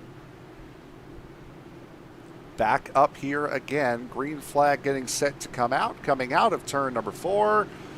Coppola holding down. Waits on Young. Young loses the restart. Warren Young out to about a half a second. Kenny Coppola getting a great advantage there. That leaves essentially the second row, really the big battle for position, as that is the 54 machine of Randy Mullins, currently on the outside of that number 6 machine of Belmonte, fighting for that third place position, as it looks like they will start to get this sorted out as they make their way towards the backstretch here. Belmonte really having a hard checkup on those brakes as he head into turn 1 and 2 there, looking to get it fixed up as they head into 3 and 4. Saw that puff of tire smoke. That one coming through 3 and 4 would have been from the 5 of Aaron Matthews, as he tried to keep from running over the back of the 6. Now Belmonte has gotten clear of Randy Mullins, as 3rd and 4th have now sorted themselves out. Ed Boyles in the 38, looking to the inside of the 7 of Chris Spear. Spear and Boyles looking to get things sorted as they make their way onto the backstretch here. Plenty of tough, hard racing going on right now through most of this field, but of note, our leader, Kenny Coppola and Warren Young, out to about a full second lead over our pair in 3rd and 4th right now. That would be the 6 of Belmonte and Mullins back there, just trying to chase them down. And of course, the more they fight going side by side here from that 3rd and 4th position, that just gives that 77 and 8 machine a little bit more room out front to get away from them. Yeah, Mullins right now looking to the inside of Belmonte. Belmonte really overshoots turns 1 and 2 there. That's going to allow Aaron Matthews to get to the inside of him. As it sits right now, and if you're just joining us, through the stage breaks, Justin Belmonte has pretty much erased the -7 gap that he had to Kyle Holden in points coming into this race. So at the very worst, Justin Belmonte only needs to finish 2 spots ahead of Kyle Holden in order to get into the playoffs, as this one looks like an incident between the brothers Davis. Let's take a look and see here what happened. Oh no, that was Wortman. I got the 29 out of sorts. Never really fully collected it up. And a little brotherly love in probably the worst way possible. Or most unwelcomed way, I should say.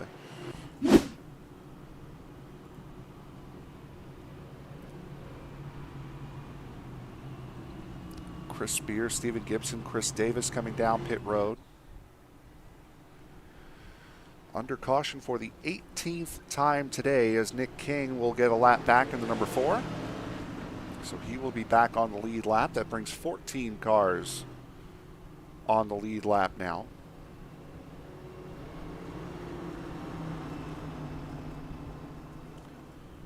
And through a lot of trying and a lot of turbulence here, Randy Macho Man Savage once said the cream will rise to the top. And David, I would say certainly the cream has risen to the top here tonight, as the top 3 that we see now of Coppola, Young, and Mullins, they've pretty much been our top 3 the entirety of the night. Dominated the early stages of this race, able to make their in that long pit strategy of I want to keep my track position as long as I can. Stayed out front all the way up till the end of stage 2 there. Of course, went down pits, got some tires and some fuel back into those race cars, and had to work their way back up to the front. But for the most part, once they got back up here again, and certainly looks like it for the moment, looks like they are pretty content staying out front, and especially that 77 machine. Seen him fast all night long, and I anticipate he's going to maintain that position, barring any mistakes or accidents happening here. I think it was this series last week at Homestead, was it not, where we had the race for who could go down pit road more times? Was that us? Indeed it was. Okay. So now there's a new race on. The 33 of John Binder is coming down pit road again here. He has come down pit road 21 times here tonight. Jamison Middlemiss in the 16 is the next closest to him. He's been down 15 times. So that is your race. He's 6 pit stops back. Chad Sullivan, who was done after lap 117 here, he was running in 20th. He had come down 18 times. So he would be the closest. But right now, John Bender wins the Workout Your Pit Crew Award of the night 21 times as the green flag comes back out. Another very good restart for Kenny Coppola as Randy Mullins sneaks to the inside, looks for second, and has it. Randy Mullins doing a much better job this time at anticipating that restart. And of course, being on that inside line, having the advantage, being able to get by that number 8 machine, now doing his best, try to get up to that bumper, that 77 machine, see what he can do. That 8 machine still stuck on the outside at the moment. Right now battling with Belmonte to his inside as they head towards 3 and 4. See if he can get it all sorted out as they come out of 3 and 4 here. See if he can drop down to that inside line right behind that 6 machine. Justin Belmonte not quite clear of the 8 of Young just yet. The lowest Young has been here tonight is that 4th position, and that does not include him coming into pit and working his way through the field, as Kyle Holden has had another incident, able to keep it straight, but he is now at the back of the field. Kyle Holden getting loose coming off of turn 2. See the smoke still lingering from it, staying green. Kenny Coppola about 3/4 of a second to the good over Randy Mullins, who needs to win this race. Mullins doing everything he can right now to try to make his way up to that 77 machine. We see the battle here from the 6 machine looking back on the 8 machine of Warren Young. That's the 6 of Justin Belmonte looking backwards here. Trying to stay in front, doing what he needs to do, ensure that he has enough positions over Holden. Right now, Holden back in that 14th spot after suffering a little bit of an incident on the last couple laps. Caution flag back out again. Yes, it is, and I believe this is for 7 of Chris Spear. Take a look and see what happened to him.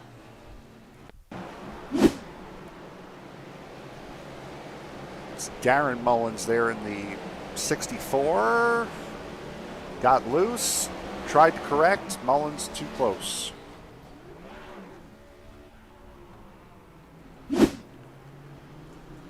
It's an incident we've seen more than once here tonight, as that will get Shane Davis back on the lead lap in the number 79.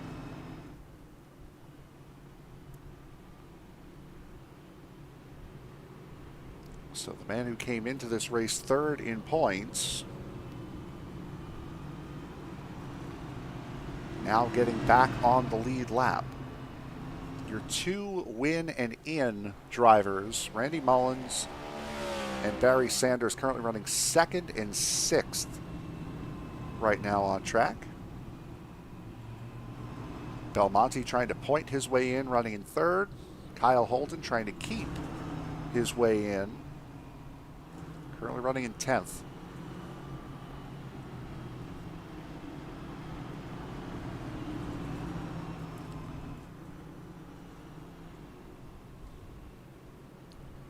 So we are currently working caution number 19 here tonight. We mentioned, as Bad Racer in the chat saying, "May the flags be with you." We mentioned during the during one of the earlier cautions that the spring race here, 32 cautions, 155 laps of the 263 as they went to multiple green-white checkers were run under caution. Kenny Coppola won the race, led 133 laps in that race. Aaron Matthews led 7. Shane Davis led 13. And the remaining 100 laps 110. We're led by Hunter Carmichael, who led 38, finished 23rd. And Stephen Harry, who led 72 and finished 28th. Coppola took the Stage 2 win that day. He's taken both stages here today. He's 2 stages here tonight. And Harry won the first stage.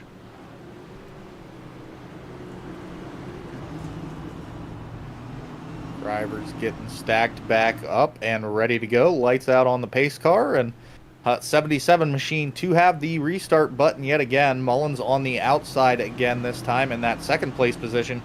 See what he can do to try to slot his way back down to the inside. I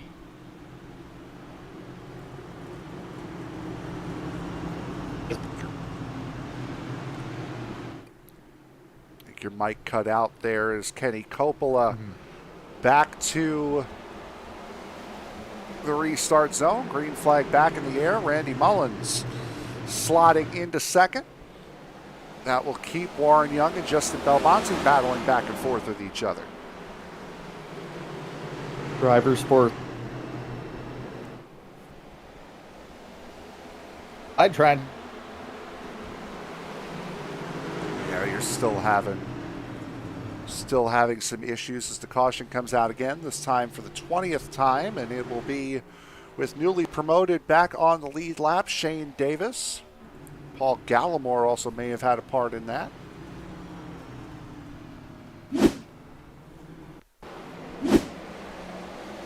As there's Gallimore in the 11 down on the bottom. Davis. Round he went.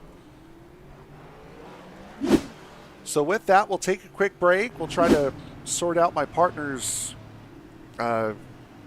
mic issues here, and we will be right back. You are watching the Bobby Young Memorial 250 here from Martinsville Speedway, the final race before the Championship 4.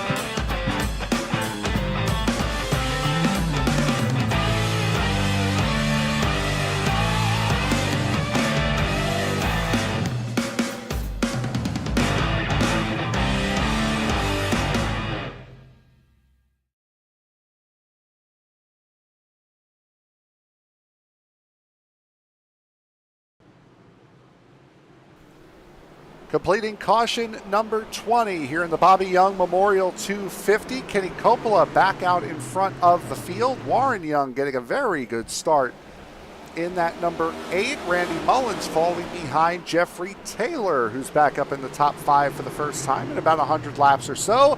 And around goes Justin Belmonte. Kept everything straight, at least for the moment. Caution's definitely coming out now as the two drivers who are fighting for the playoff spot end up connected to each other there for a moment. Gonna find themselves side by side on this restart, so certainly going to be easy, at least for the next couple of laps, to try to keep an eye on where they run. But take a look and see what happened to that 6 machine getting loose here in the middle of 3 and 4. Just overshoots it. The same thing that happened to the 79 on the previous caution, then tries to gas it up and go again. And the 5 kept shoving the 59 right into the side of the 6, and those are the two, again, that are fighting for the final spot in the Championship 4, which as of at least the last couple of restarts, Justin Belmonte is held quite cleanly, but now he's going to come down in the pits. Kyle Holden stays out, which means now, at the moment, Kyle Holden has the playoff spot. Certainly an interesting position that puts both of these drivers in at the moment. Could very well come down to, especially here at the back of the field, where we've been seeing some drivers have some issues with looseness, getting spun, getting taken out, so to speak, of being in the right place at the right time. So have to keep an eye on those two drivers, see what they can do to stay out of trouble. Right now, the 77 machine, being our leader, will have the option to restart yet again. With that great advantage he's had so far. Warren Young going to be on the outside line this time. Seeing these drivers up front, first, second, third place positions, mainly that second and third place position, really just start swapping those spots here as our leader has been able to get out to jump. This has been by far and away the most common front row that we've had tonight, the 77 of Coppola, the 8 of Young. Jeffrey Taylor's been out on that front row a couple times, as has Randy Mullins. Has been out on that front row a couple of times. As it will be Coppola and Young, Taylor, Mullins, Wortman, Sanders, Boyles, Spear, Matthews, Gibson. That will be your top 10. Davis, Darren Mullins, Holden, King, Shane Davis, Belmonte. Those are the 16 cars that are on the lead lap. Jamison Middlemiss is the free pass car. However, because he was a part of that caution, he did not get the wave around this time, so he is still stuck 2 laps down right now, battling with John Binder, who is on the same lap as him.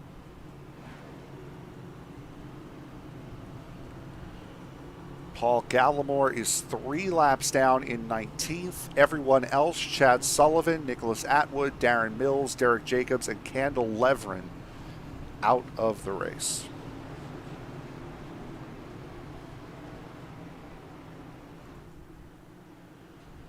Pace lights off here at Martinsville. Get them stacked back up. That 77 machine hot and ready to go for another restart here. Getting things going. Absolutely. There's Kenny Coppola on that inside line, getting set to get into the Geico restart zone. Green flag is back in the air. Caution number 21 complete.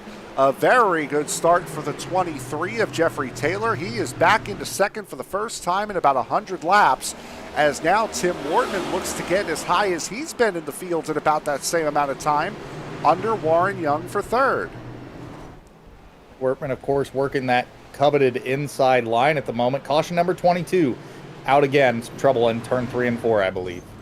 That is the 7 of Chris Spear, and that is a car that, for the most part, was high-centered. Almost had one. Let's take a look and see what happened with Spear here. Chris Davis to his inside. He gets clear. Kyle Holden. And that room closed up. Chris Davis going around as well. Shane Davis getting involved in it too.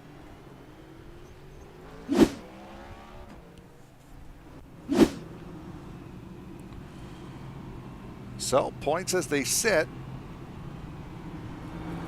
Holden is in. Belmonte, who is 3 positions back in 14th, is out. Holden will start on the inside here from P11. Belmonte, 14th, outside.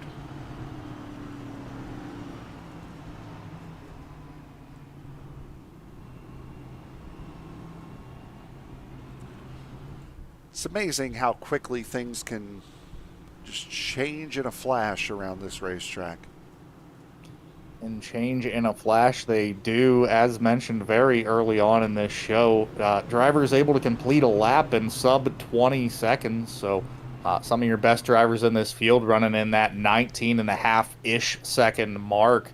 Really just laying some laps down when these green flags are in the air. And of course, we're now sitting at about 208 laps complete. So we'll be looking about 40-ish laps to go, I believe, when we go green here. Definitely not a whole lot of time for these drivers to make up these positions, but certainly with these caution flags, plenty of opportunity with these cars getting stacked back up to make those positions up quickly on these restarts.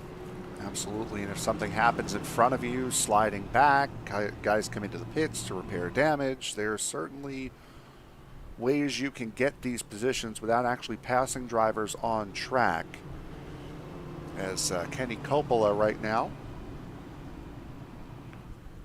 out where he has been for a vast majority of this race, out in front, took the lead back in the mid-20s in laps, led all the way through to the end of stage 2, came into pit on lap 117, spent about 20-30 laps, mired back in the field in traffic, took the lead away from Randy Mullins, and he has been out front ever since. Jamison Middlemiss now the only car 1 lap down, as he did get the wave around this time by. John Binder 2 laps down, Gallimore 4 laps down, so those are the only drivers not on the lead lap, as we got the 2 drivers that are having to race their way in. Win and you're in. Randy Mullins and Barry Sanders lining up nose to tail, 3rd and 4th cars on the inside row. Green flag back in the air, working lap 211. 77 back out to the point yet again very easily, followed by that 23 machine of Taylor. Currently Young lining up nose to tail with them on the inside line, and that's the 54 of Mullins to the inside of the 83 machine of Workman, working that low line at the moment. Looks like they'll get it all sorted out. Top 5 lining up nose to tail. Barry Sanders to that outside, trying to get around Ed Boyles. Around goes Boyles down the back straightaway. Caution is out.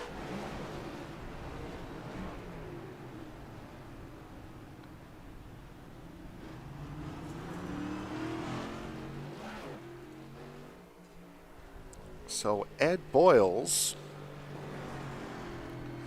fall out of the top 10. You can see here how this happened. We saw those 2 side by side. It's a great dive from Sanders. And to me, just looked like the 38 got on the gas a little bit too hard, trying to keep the spot. Trying to throttle it back up.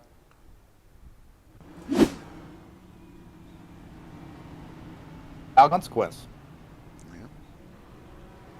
There went the mic, but I think we caught the gist of that. As Jamison Middlemiss in the 16 back on the lead lap. It's another guy who's had an eventful night. 44-year-old out of Salisbury, North Carolina.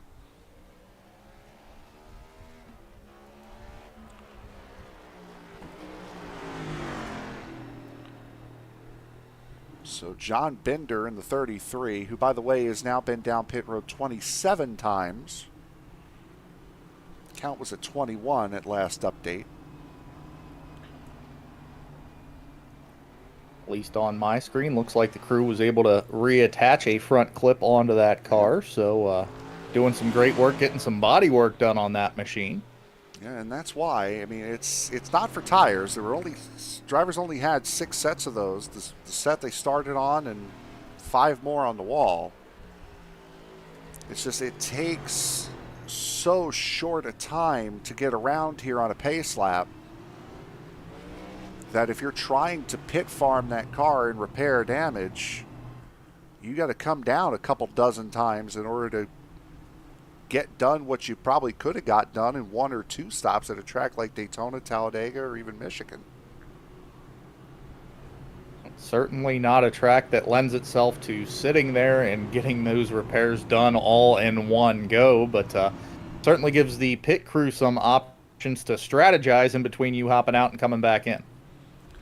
He's coming down pit road again here, trying to repair some more of that damage. Now, my question would be, I mean, this would have been more done earlier on in the race. I understand he's been involved in a couple more incidents, as you see that right front fender pop out a little bit. Show you the damage repair going on that car. I mean, I know that he's been involved in a couple of bigger spats since the beginning, but you're already a couple laps down, may as well take the hit, and with how the rate that cautions are coming out here, you'll get back on the lead lap. Certainly no big advantage that I could see to playing the game of running it back in and out each time, but currently the strategy they're opting for, 77 machine getting set to restart yet again inside line 23 of Taylor to his outside, seeing if he can get lined up and get that great jump that we've seen him get when they're nose to tail. Yeah, Taylor's really been the only one that's been able to catch Coppola on these restarts. Coppola caught him this time as we're back under green flag racing. Leaves the 54 of Randy Mullins on that outside line trying to find his slot down. Looks like he'll be able to do that as they head into 3 and 4 right behind Warren Young. And cautions come out again. It's like Nick King, Aaron Matthews. There's Matthews down the back stretch.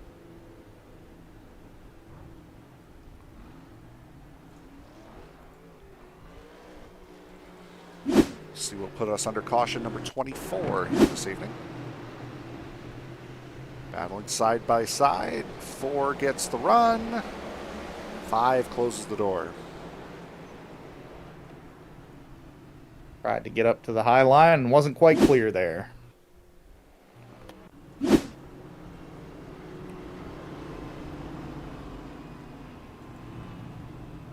So Kenny Coppola with 30 laps to go when we hit the line. We'll get another restart. And like we've said, and you try to remain as impartial, and I do apologize if there's any sound of frustration in any of our voices. It is certainly a frustrating situation. You want to watch some green flag racing, of course, but not only do you want to watch it, you also want to do it. So it's as frustrating as it may be for the viewers out here, and we thank all of you for watching. It's just as, if not more, frustrating for these drivers who are having to sit here and continue to pace and under our 24th caution of the night. This is not an easy task for them either. It is just as frustrating for them, if not more so, than it is for the viewer.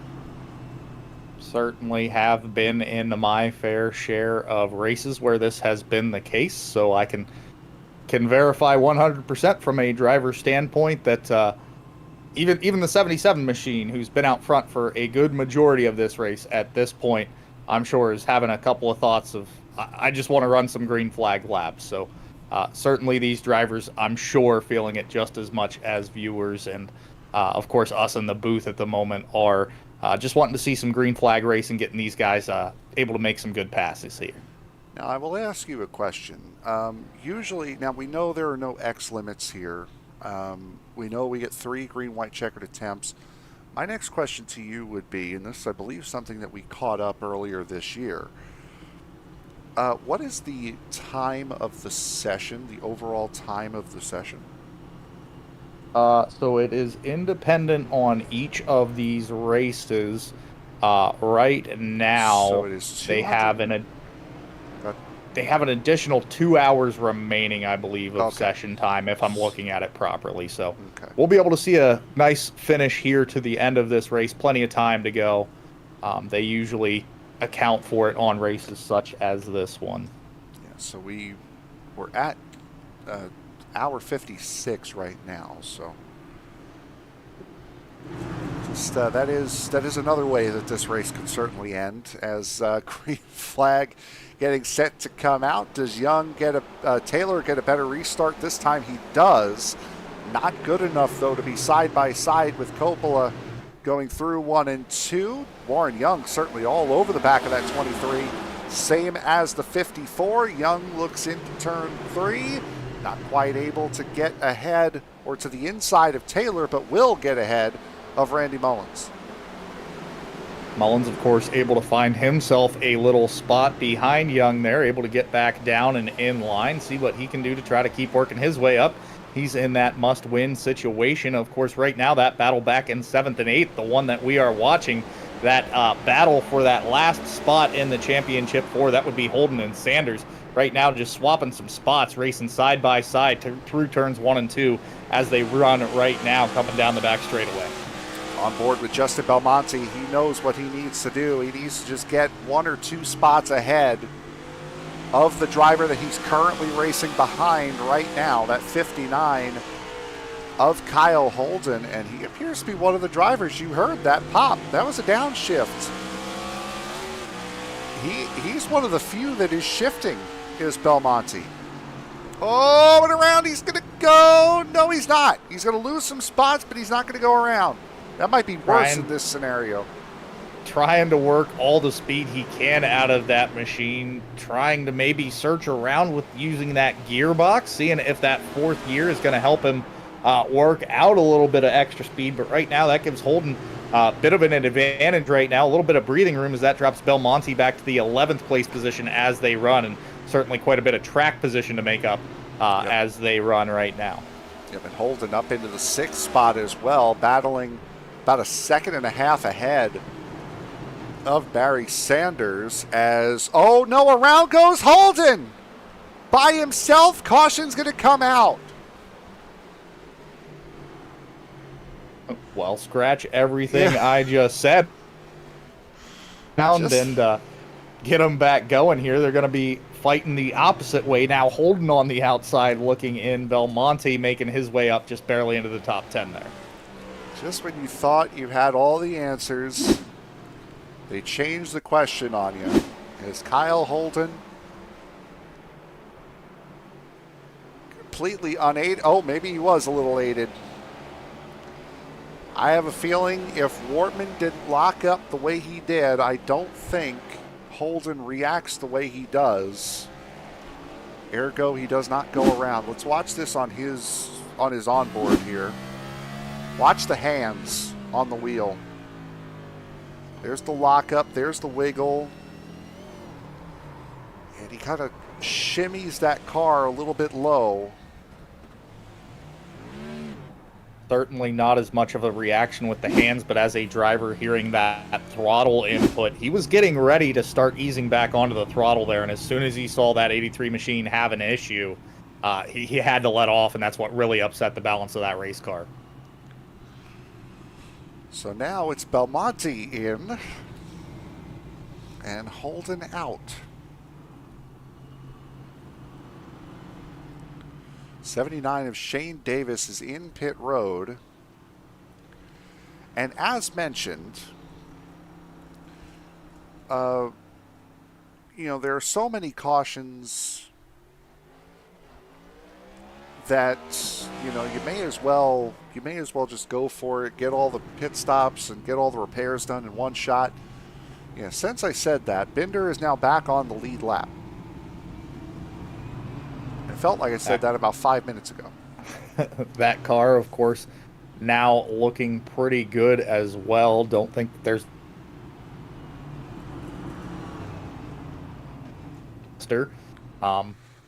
getting back to things and certainly doing what he can. So it should be about 15 laps to go before we go to the championship 4, before we go to Phoenix, as there's Binder again. 29 pit stops for him now. So the winner of the Keep Your Pit Crew Busy Award tonight. No sponsor on that, by the way. RS Button Box's Stage 1 and Stage 2 winner, Kenny Coppola, out in front. Jeffrey Taylor, Warren Young, Randy Mullins, Tim Wortman. Your top 5.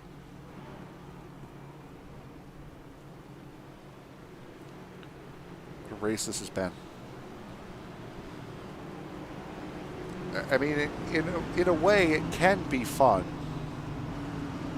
Because it's not necessarily how good your car is, it's how good you are at placing yourself where you need to be, and there's strategy and there's fun in that.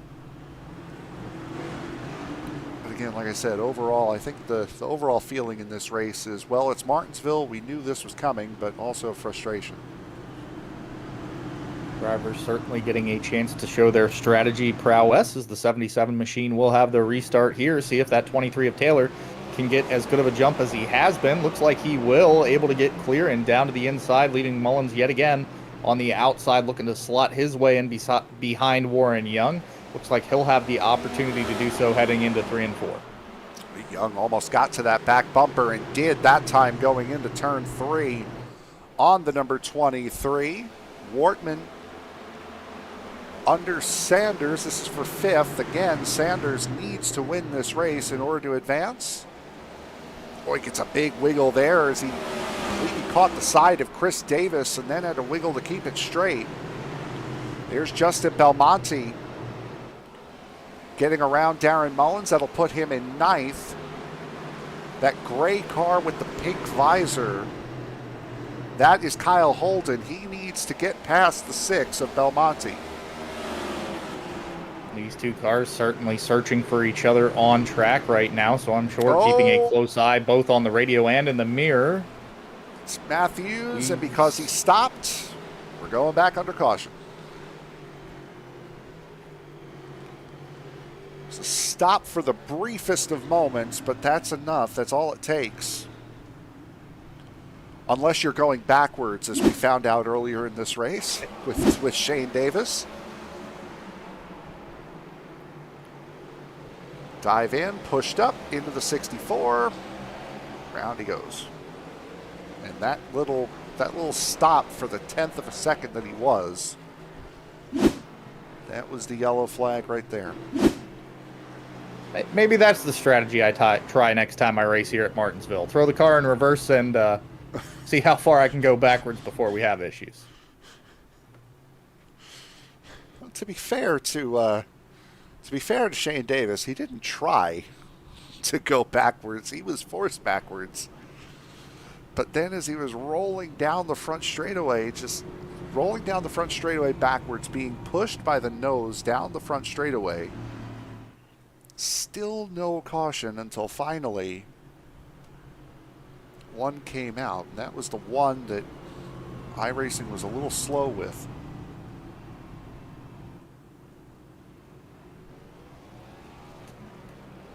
Fun little tidbit of trivia about these next-gen cars. When they first released on the iRacing service, they actually failed to program in the limiter in reverse. Yes, I remember so that led you the ability to drive faster in reverse than you could even in 5th gear driving forward. So might be something to that strategy of driving in reverse, although they have gotten things sorted out much better now here on the iRacing service. I do remember that. That was fantastic. Watching Twitter clips of guys doing 210 at iRacing Super Speedway backwards was fantastic. As we are inside of a decade to go. 10 laps left here at Martinsville. I'll make it 8, pardon me, coming to the line.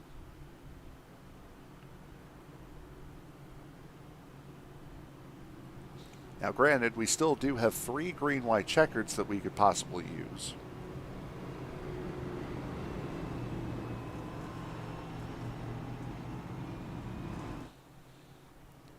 As the field works its way down the back straightaway, I'm sure at 2 to go, so we'll get the restart with 6 laps to go.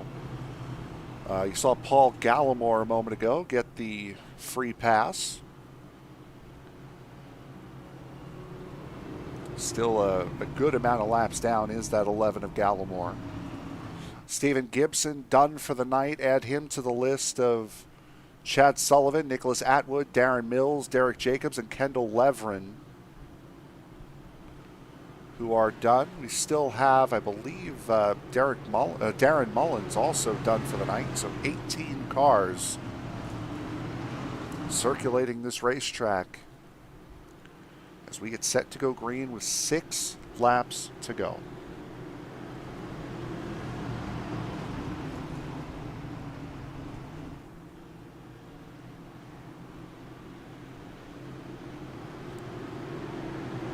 Coppola on that inside, getting set to run.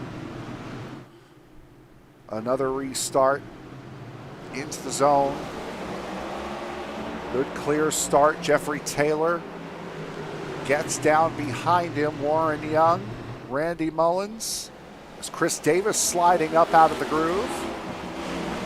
A little bit further back, watch Justin Belmonte. He's got Kyle Holden right behind him. 5 laps to go. This the battle we believe for that last spot in the championship 4. So keep an eye on this 6 and 20 or 59 machine, battling it out, trying to gain those spots and see who can make their way in, point their way into that final 4. Randy Mullins going around. It's the first bit of bad luck that he has had tonight. And it's going to cause our first green-white checkered finish of the night as he and Jeffrey Taylor got into it. Warren Young had just set the fastest lap of the race. And Randy Mullins, oh, this is a little bit further, this is a little bit after that. Randy Mullins had just gone door to door with Jeffrey Taylor. There's the wiggle from Taylor. Mullins tried to slip through. Nothing doing.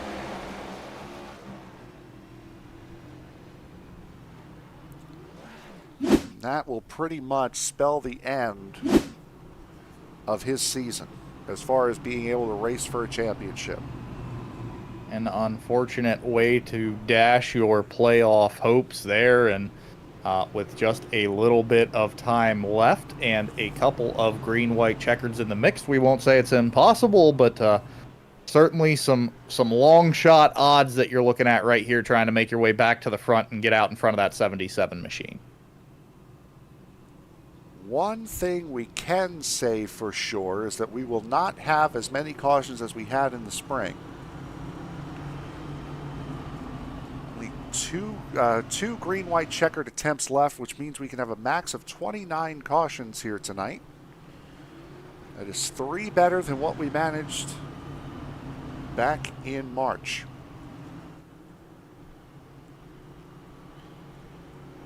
We go to Phoenix next week. Of the drivers who are championship eligible, which right now we are going to call the 77, the 29, the 79, the 6, and the 59 for the moment. Shane Davis in the 79 finished in 2nd at Phoenix back in March.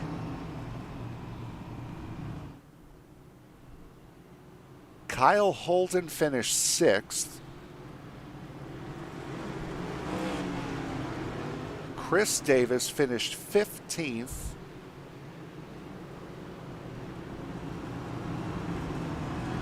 Kenny Coppola finished 26th. and Justin Belmonte took a provisional.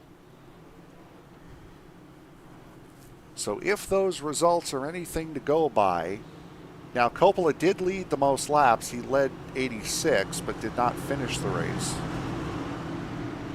So if those results are anything to go by, this might be a Shane Davis championship here. Certainly some stats we'll have to keep an eye on heading into next week, but right now, pace lights off on that pace car, diving down pit road 77 to the restart zone yet again. See if he can get the jump over Warren Young and over Taylor, who's had a great night so far, sticking to the bumper of that 77 on the inside line. And does it again. Great start from Jeffrey Taylor in the 23. That's going to move Wortman way out to the outside line. Able to keep it out of the wall. As coming through turns 3 and 4, we're only going to need one. White flag is out, presented by Watson Racing Setups. Oh, around goes Ed Boyles in the number 38. A couple of cars get into it. Kenny Coppola rounds turn 3 and 4. He will win, and Warren Young will finish third. Boy, he took a shot at it. It's showing second on timing and scoring, but I believe Taylor may have a gripe about that. And as it sits, Justin Belmonte finished 4th.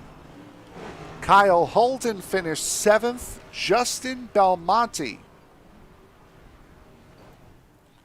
along with Chris Davis, Kenny Coppola, and Shane Davis, will race for a championship at Phoenix next week. Certainly getting things all sorted out as we watch the 77 machine burn it down here and make his way towards victory lane. Well, he didn't need the win, but it's certainly nice to have going into the playoffs.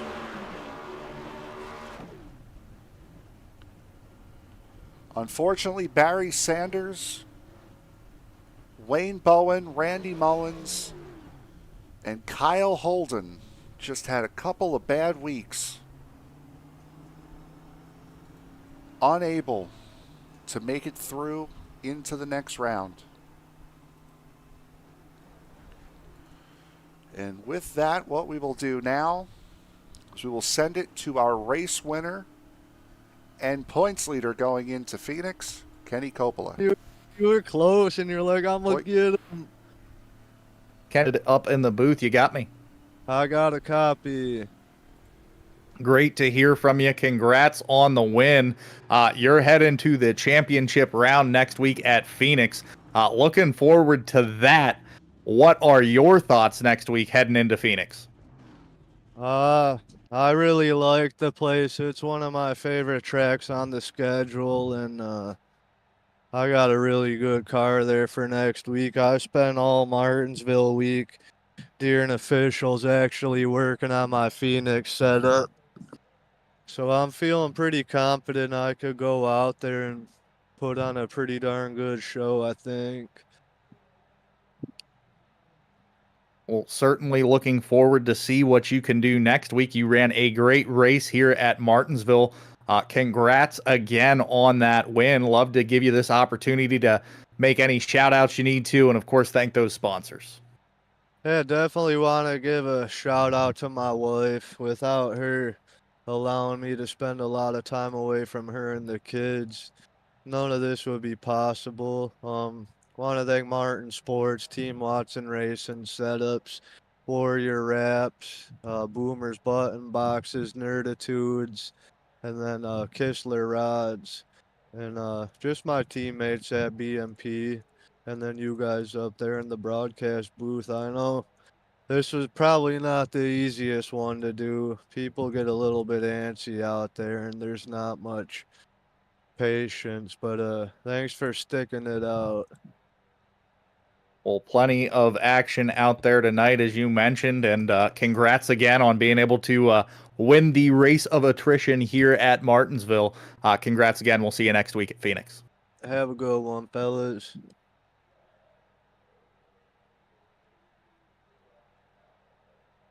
So that was your race winner here tonight, Kenny Coppola. We now go to our second place finisher, Warren. You gave it one heck of a run, but man, to start on pole, finish second in your father's memorial race, man, that's not a bad showing at all. I appreciate that. Yeah, that meant a lot to me to run as good as I did, in this race especially. My you guys have seen my luck is actually non-existent. So, um, so yeah, that felt really good to have that kind of run here. You get into the race, and of course, with what the race means, I know you have a little bit more oomph behind you tonight than maybe you would have had. But how difficult is it to kind of control that and try to do what you did on the try not to do what you did on the last lap at Oh some man, other points in the race? uh, it uh, it takes a lot of I want to say patience, but if anybody knows me, I don't have a whole lot of that. Um, You too, huh? uh, yeah, just uh, just knowing what it meant to make it to the end of the race. Um, I felt like I was a lot faster than what I showed. I just wanted to make sure I didn't do what I did on the last lap early and take myself out of the race and not be there at the end. Well, unfortunately, you won't be racing for a championship, but next week is Phoenix. It's the final race of the season. It's been a long, long, long season, I'm sure, for you guys following the Yes. Cup schedule. I've only had 1 week off in between. Uh, what does Phoenix for you mean going into next season? Phoenix is it means getting a break. Um, it it means it means a lot to me because I made it further this year in the playoffs than I really thought I would.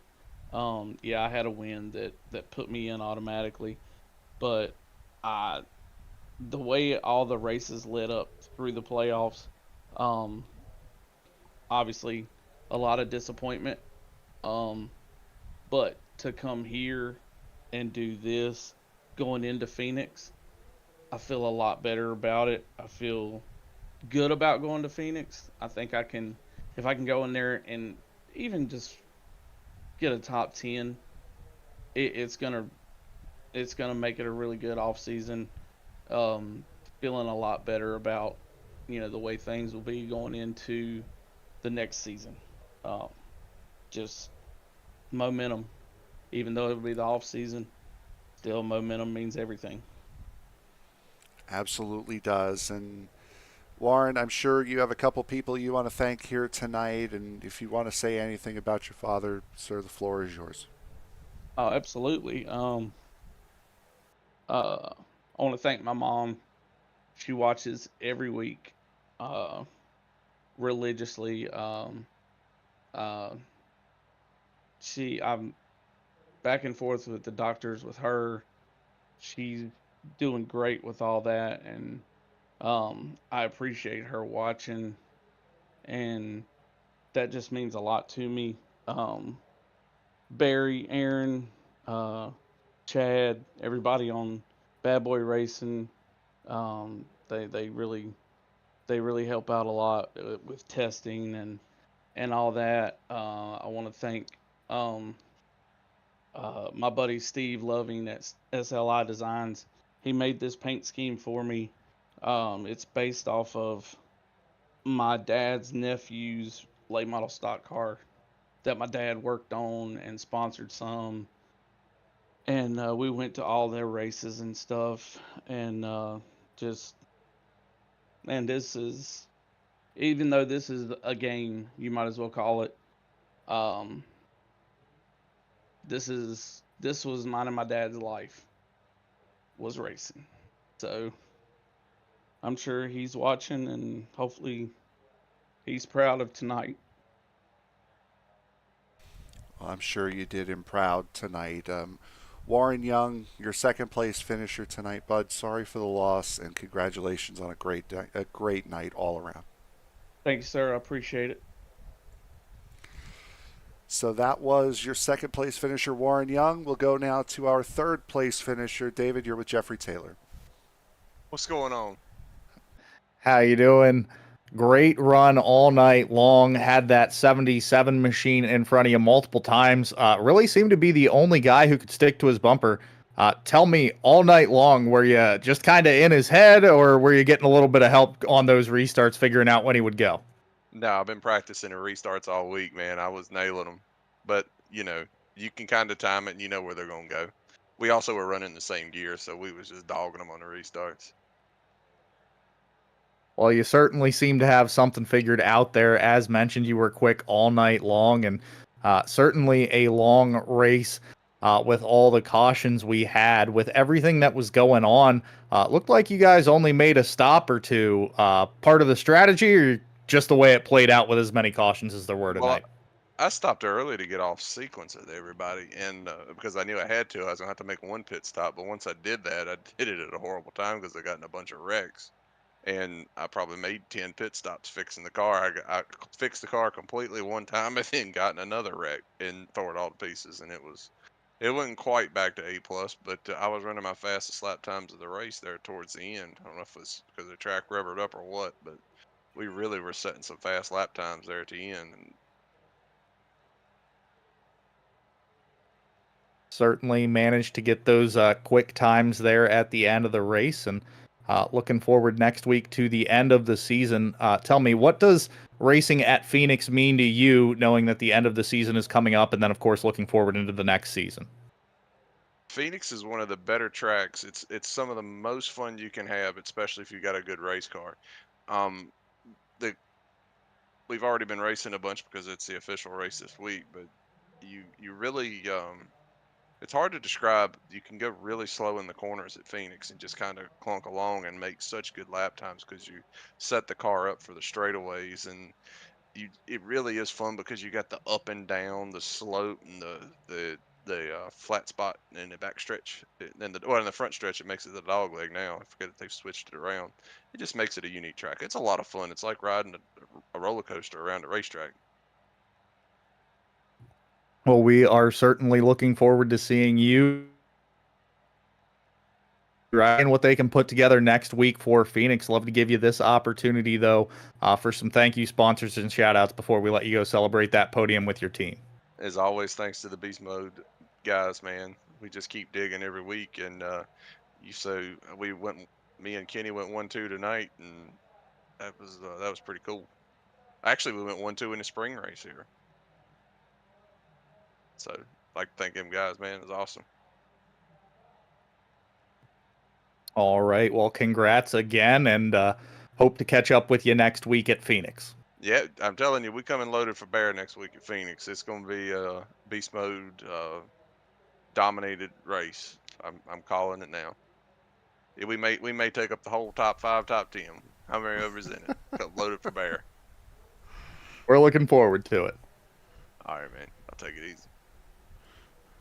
Love the confidence from Jeffrey Taylor there going into the final race of the season. We're still waiting on official word, but we are assuming, and you know what happens when you assume, we are assuming it is going to be Chris Davis, Shane Davis, Kenny Coppola, and Justin Belmonte is what we are expecting the championship for to be going into Phoenix next week, which, I mean, that's going to be just a fantastic, fantastic ride all the way through until the end of the season.